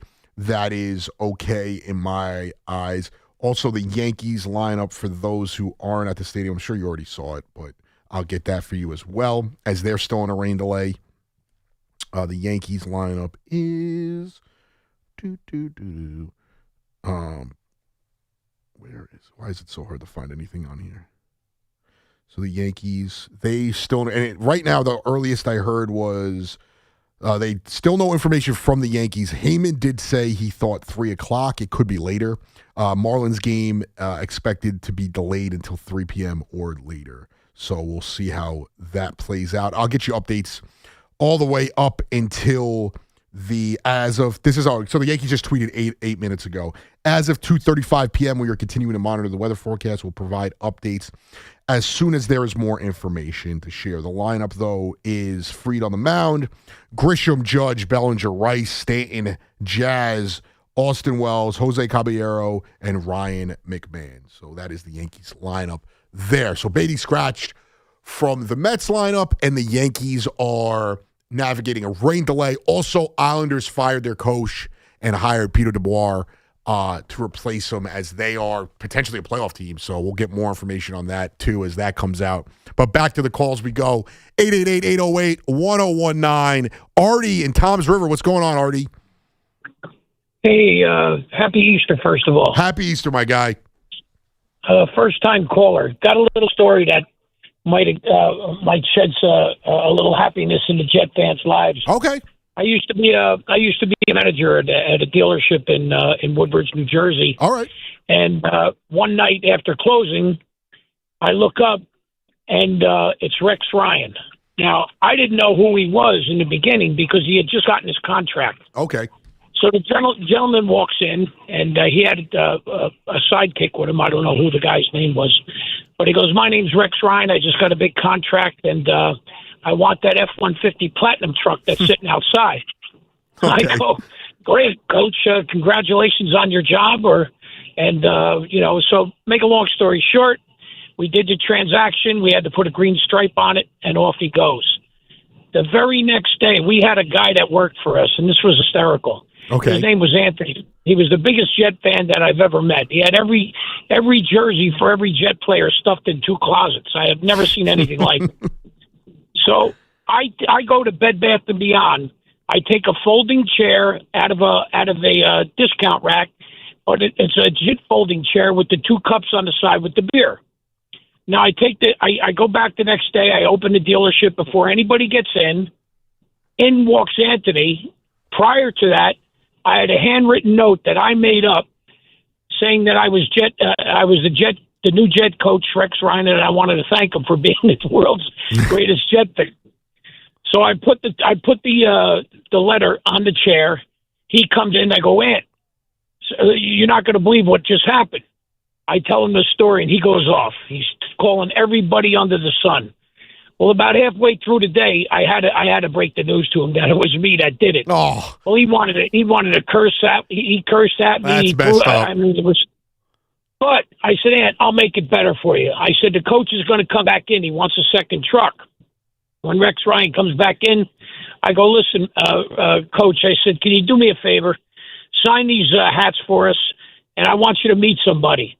So I actually got him to meet Rex Ryan, and Rex was so good about it, he gave us tickets to the Jet game. Oh, that's great. And I also got a chance to deliver the second truck, which was a black dually that we had to fly Anthony out to Kansas to get it, put a green stripe on it, and deliver it to his house up in Ridgefield. I'm sure Anthony was very excited about that. That is a great story. At first, I was like, "Man, Artie, you did him dirty," but that's a great story. Very funny. Yeah, and meeting Rex was a joy. We managed to become friends for a while until he finally figured out that he can go to another dealership and get a truck for free. Oh, that's hilarious. Artie, thank you. That was a great call, dude. That was hilarious. Happy Easter. You're welcome. That's hilarious. That's typical friends right there. Nobody loves your own pain more than your friends. I can tell you that much. Anytime I mess up or somebody makes fun of me on the air, the first people to text me are my boys. Joseph Leon, 3690 in the chat says, "What's your Jets projection?" So I think everyone kind of is under the assumption they're going to take, whether it's Reese or Bain, Bailey, they're going to take one of these pass rushers, maybe Sonny Styles, at 2. I don't know where they go at 16. Maybe they go wide out. They're not picking Ty Simpson in the first round. I will guarantee that. I actually think they end up with Ty Simpson second round, maybe the second pick that they have in the second round. But I don't think Ty Simpson's going in the first. I don't know if Ty Simpson's going in the second.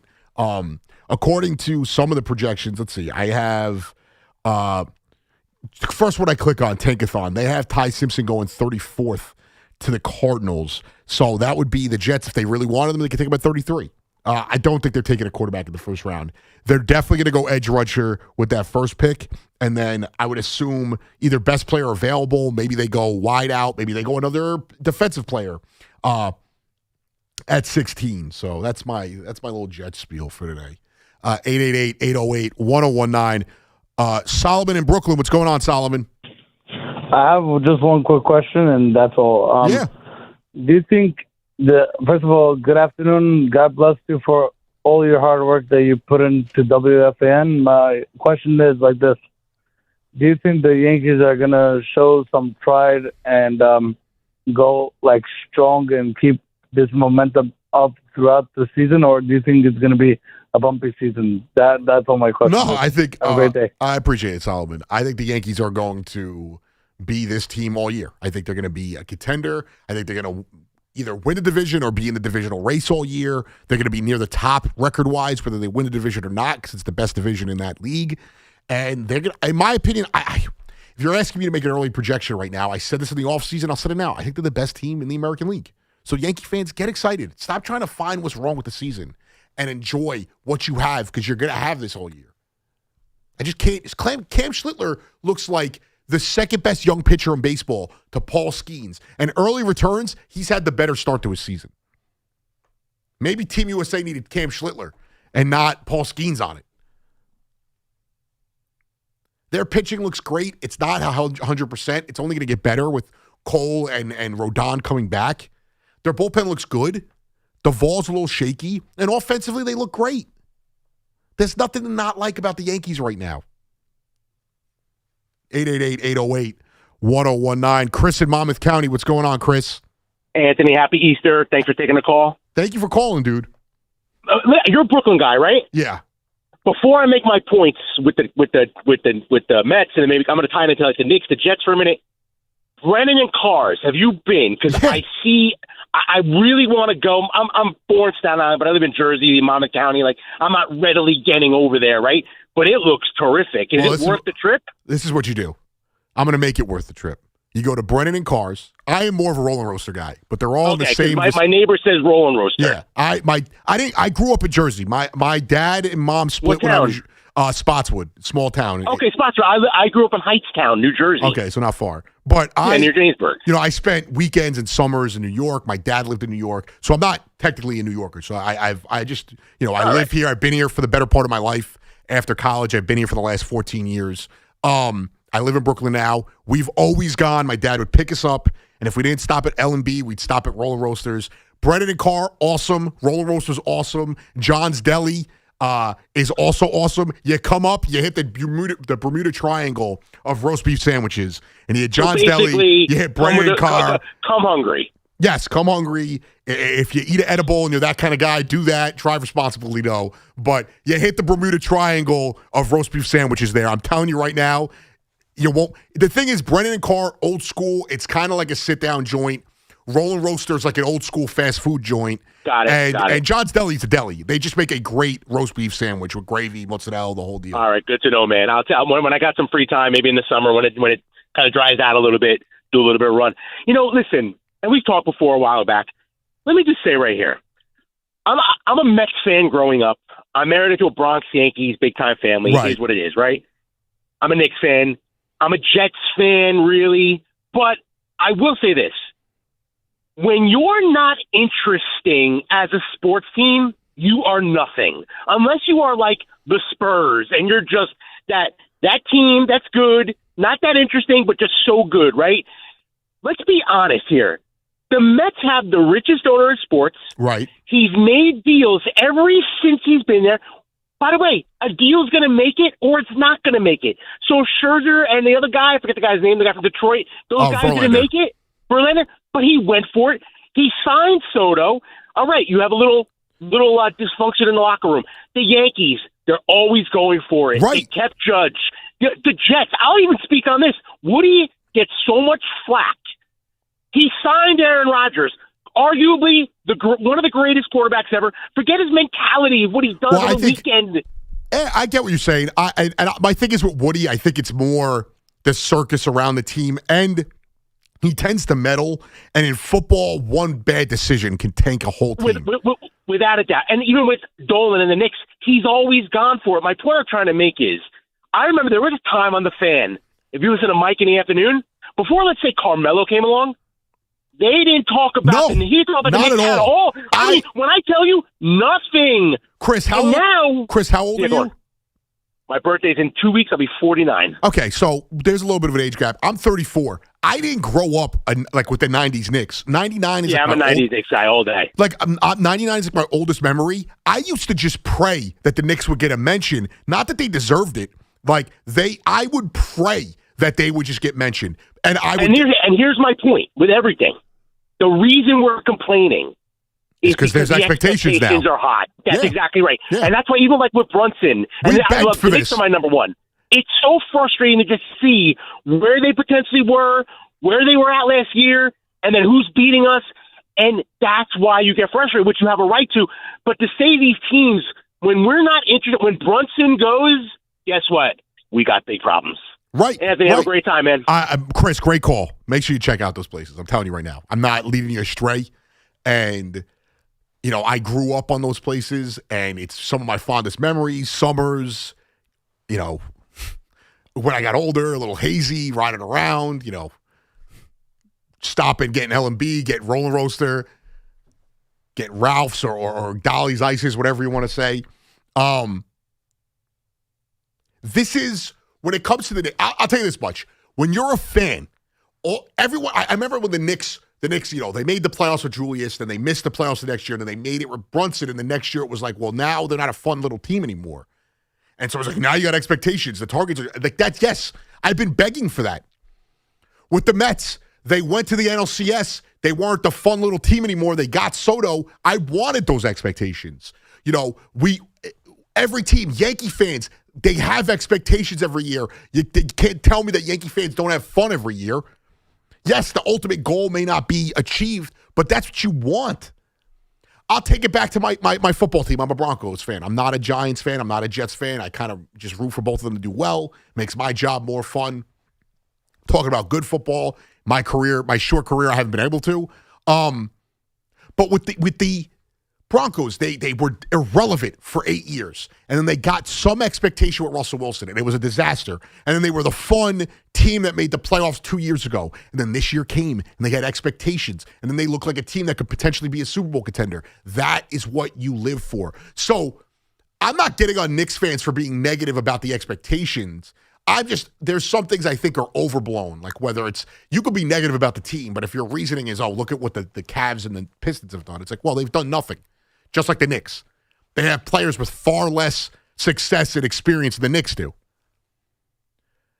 But I am glad we're holding this team to a higher standard. I'm glad it's not, though, I'm just happy to be here vibes. That was fun. That's a short-lived fun.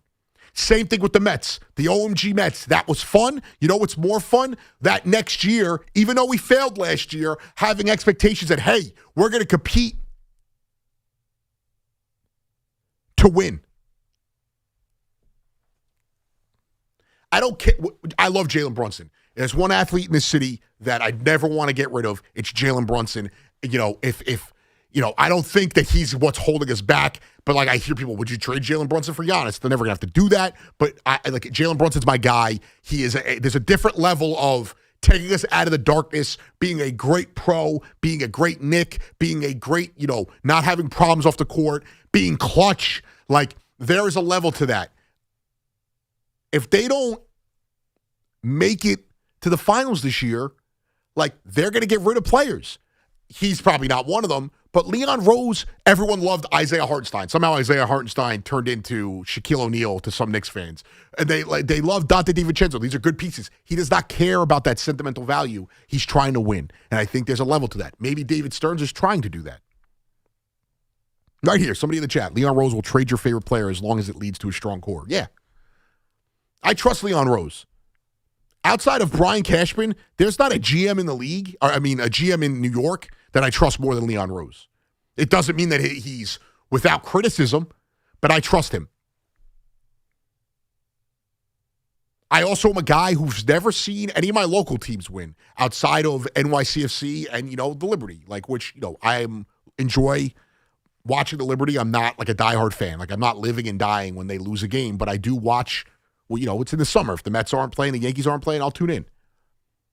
NYCFC, I'm a diehard fan. I know it's tough for a lot of you to believe, but I am. I've been here since the inception. I love soccer. It is a love of mine. Outside of that, I've never seen the Mets win. Never seen the Knicks win. So there is a level of love I have for a guy like Jalen Brunson.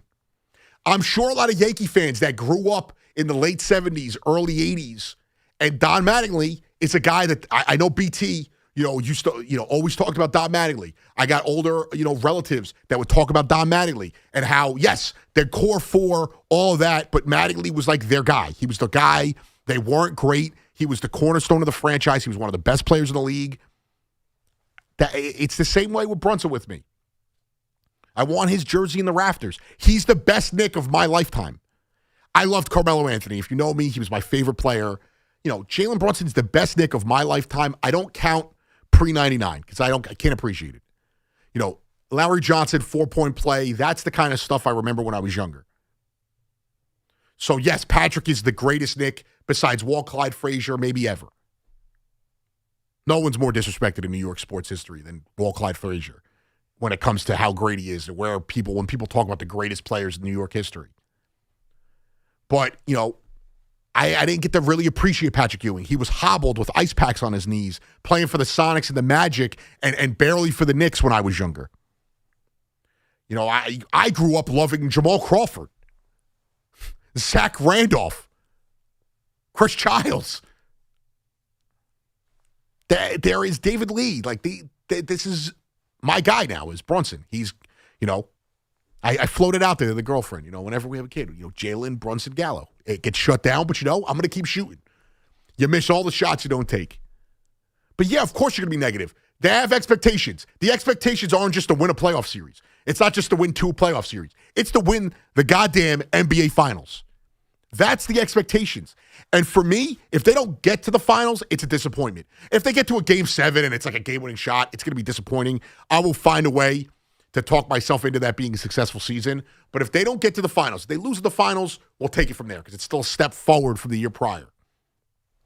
They don't win the finals, it's a disappointment. If they don't get to the NBA Finals, it's a failure. And that's what we begged for. I've had my moments with the Mets and the Rangers. Now, not St. John's until this year. This is the first time in my life, the last 2 seasons, that the Knicks actually had legitimate NBA title hopes. 888-808-1019. We'll take one more break. We'll come back. We'll finish up your calls. We'll wrap up this show. 3:20 Nets join. And the Yankees are still in a rain delay. Anthony Gallo on the Fan. We're talking New York sports. WFAN, WFAN FM, WFAN FM HD1 New York, and Odyssey Sports Station. Things are really heating up in the tournament, and FanDuel's giving all customers a profit boost every single game day, leading up to the big championship game. Build a same-game parlay for a shot at a bigger payout, or try live betting and jump in after tip-off. Best of all, with FanDuel, you get paid instantly when you win. Just visit FanDuel.com/New York to get started. That's FanDuel.com/New York to claim your first profit boost and keep the action going from now until the big championship. FanDuel, play your game. We just love the app around here. It's safe and secure. It has all the betting markets you could want. Don't miss FanDuel, giving all customers a profit boost every single game day leading up to the big championship game. FanDuel Sportsbook is the official sportsbook of WFAN. 21 and over and physically present in New York. Opt-in required. Bonus issues, non-withdrawable profit boost tokens. Restrictions apply, including any token expiration and max wager amount.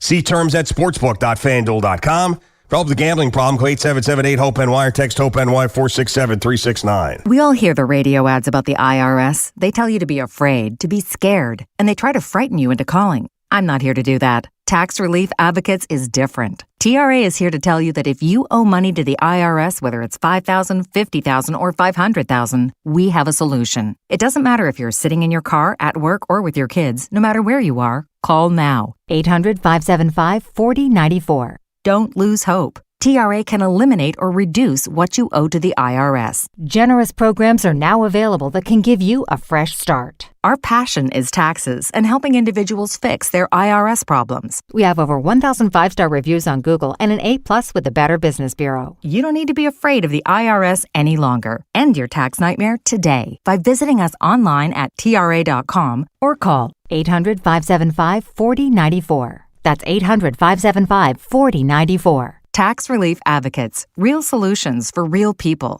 WFAN will now transmit the weekly test of the emergency alert system.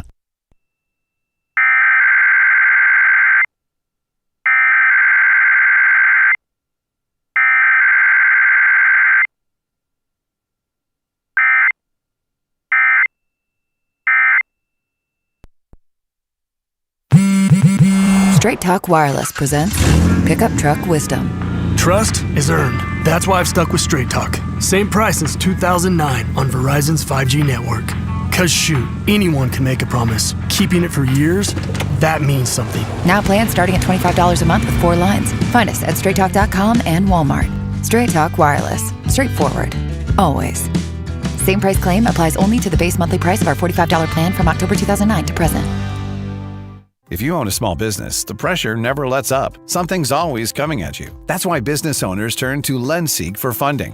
I don't need promises. I need options. LendSeek's AI platform showed me real funding choices. Now I can cover payroll, handle taxes, and go after growth opportunities without the daily stress. Up to $5 million with funding in as fast as 24 hours. No upfront costs. No prepayment penalties. Start ready, stay ready. LendSeek.com. LENDSEEK.com.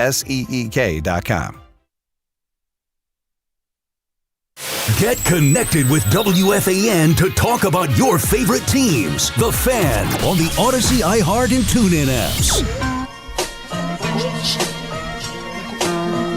Oh, that's right, Anthony Gallo. I got you for another 15 minutes or so right here on The Fan until Nets pregame. We are still in a rain delay with the Yankees, as Yes is showing a CeCe Sabathia documentary, as CeCe is getting to the Hall of Fame this year. Shout out to Alex Azarm and Nick Theodoro holding it down on the other side, guiding the ship. But let's get back into the calls as we only have a few more minutes. Jay in New Jersey, what's going on, Jay? What's up, brother? How are you? I'm good. How are you, dude? I'm doing good, man. I'm doing good. I might upset you a little bit, but listen, man. You speak highly of Jalen Brunson, right? Right.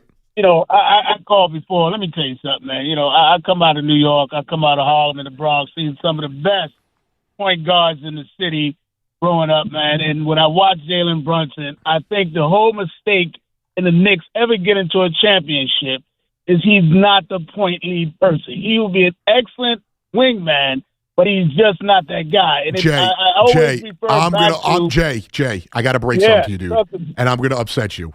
It is not the 90s.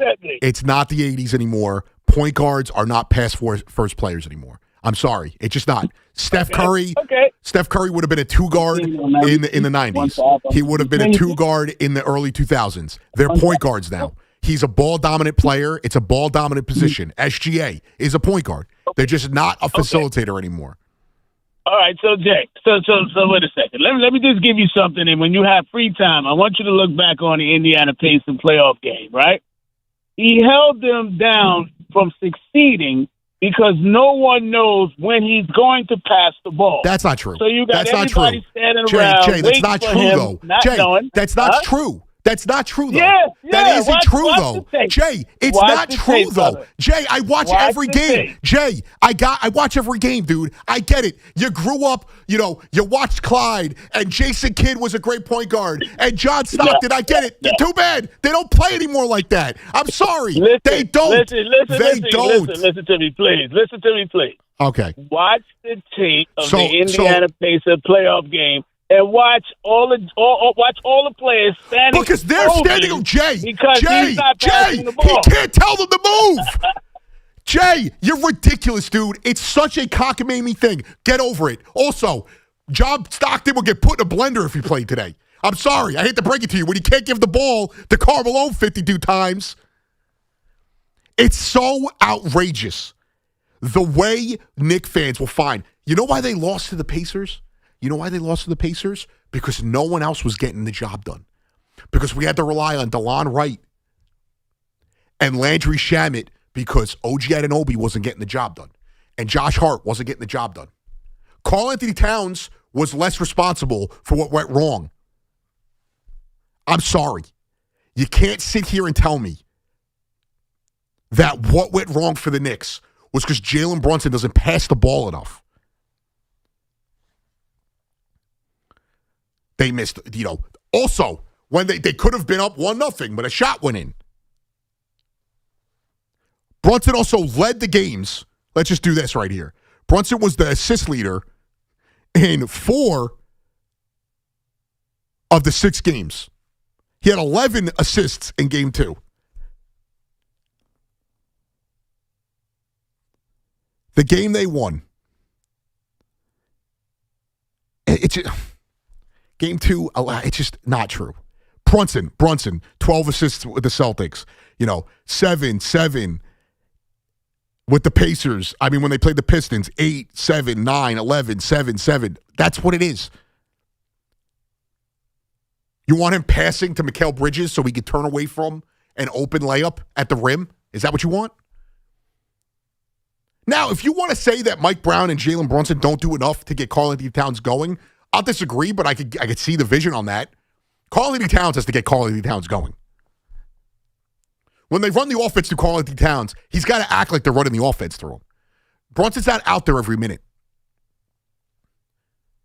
And here's a perfect example.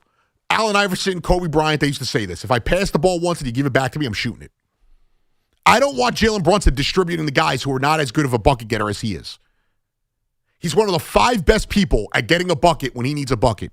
He's statistically the most clutch player in the NBA.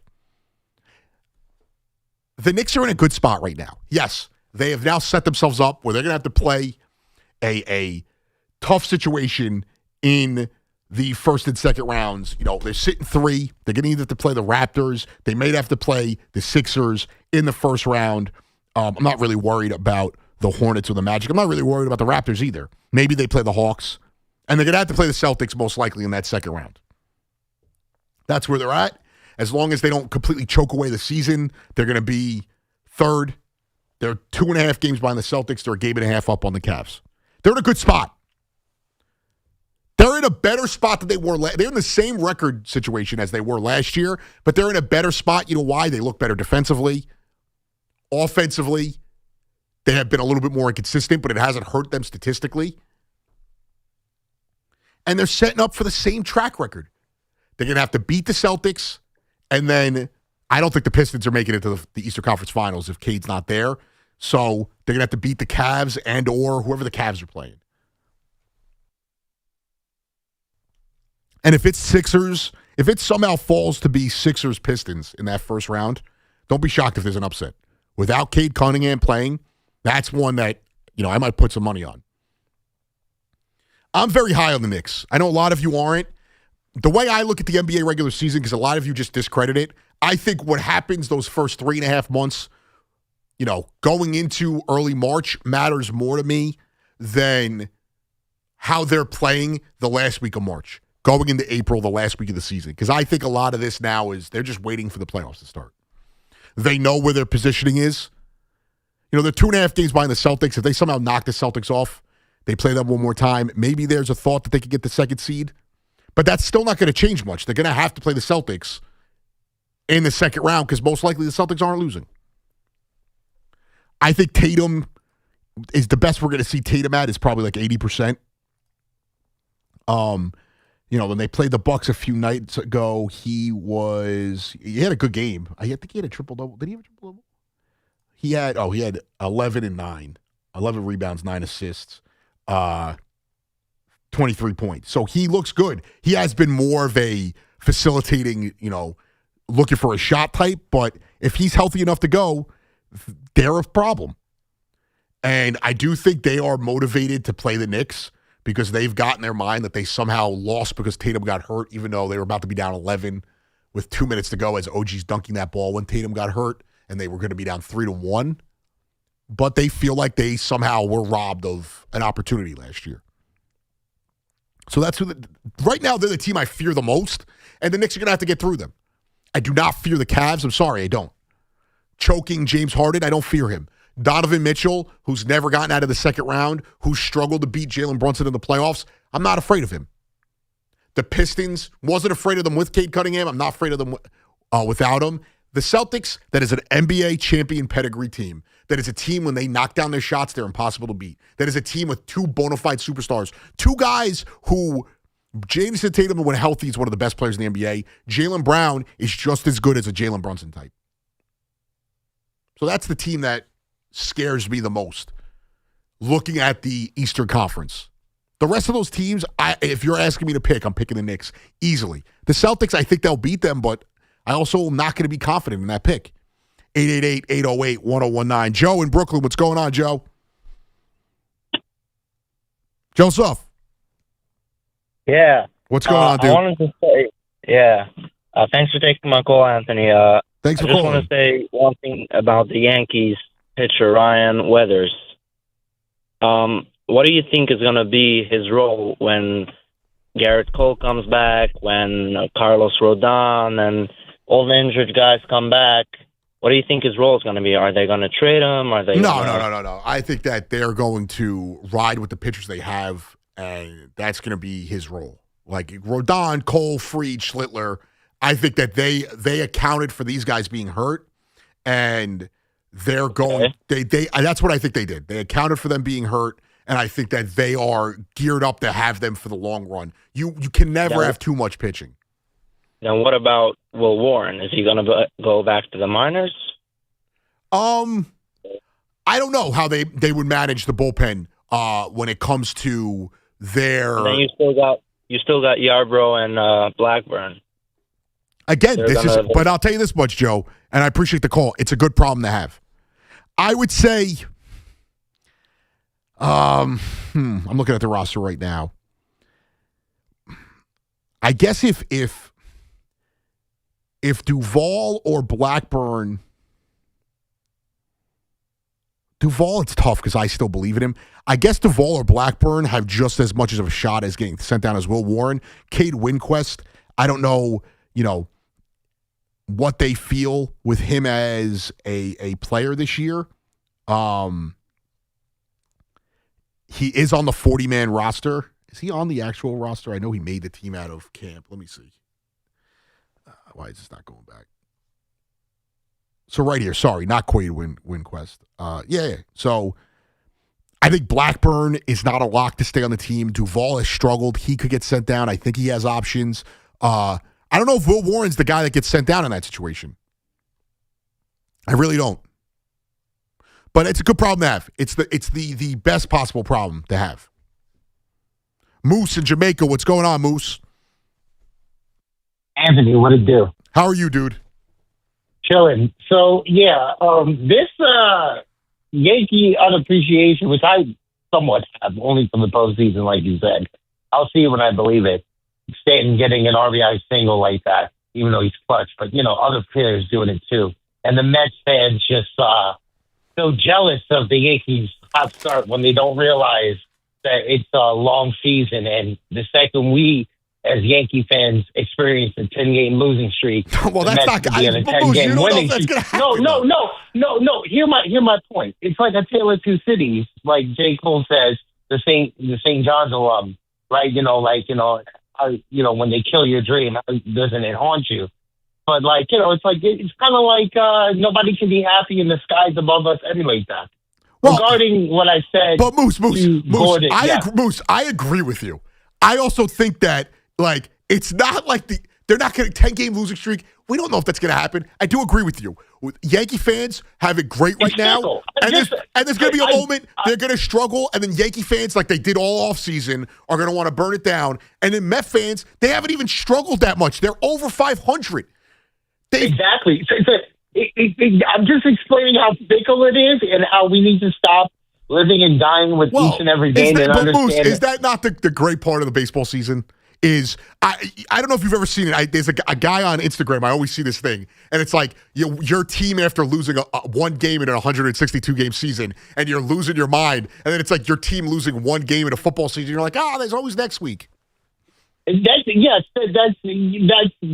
That's basically the conundrum of a one game a week sport and multiple games a week. You can wake up the next day and have the roller coasters up and down shorter period, almost unsafe. And that's kind of what I'm explaining here.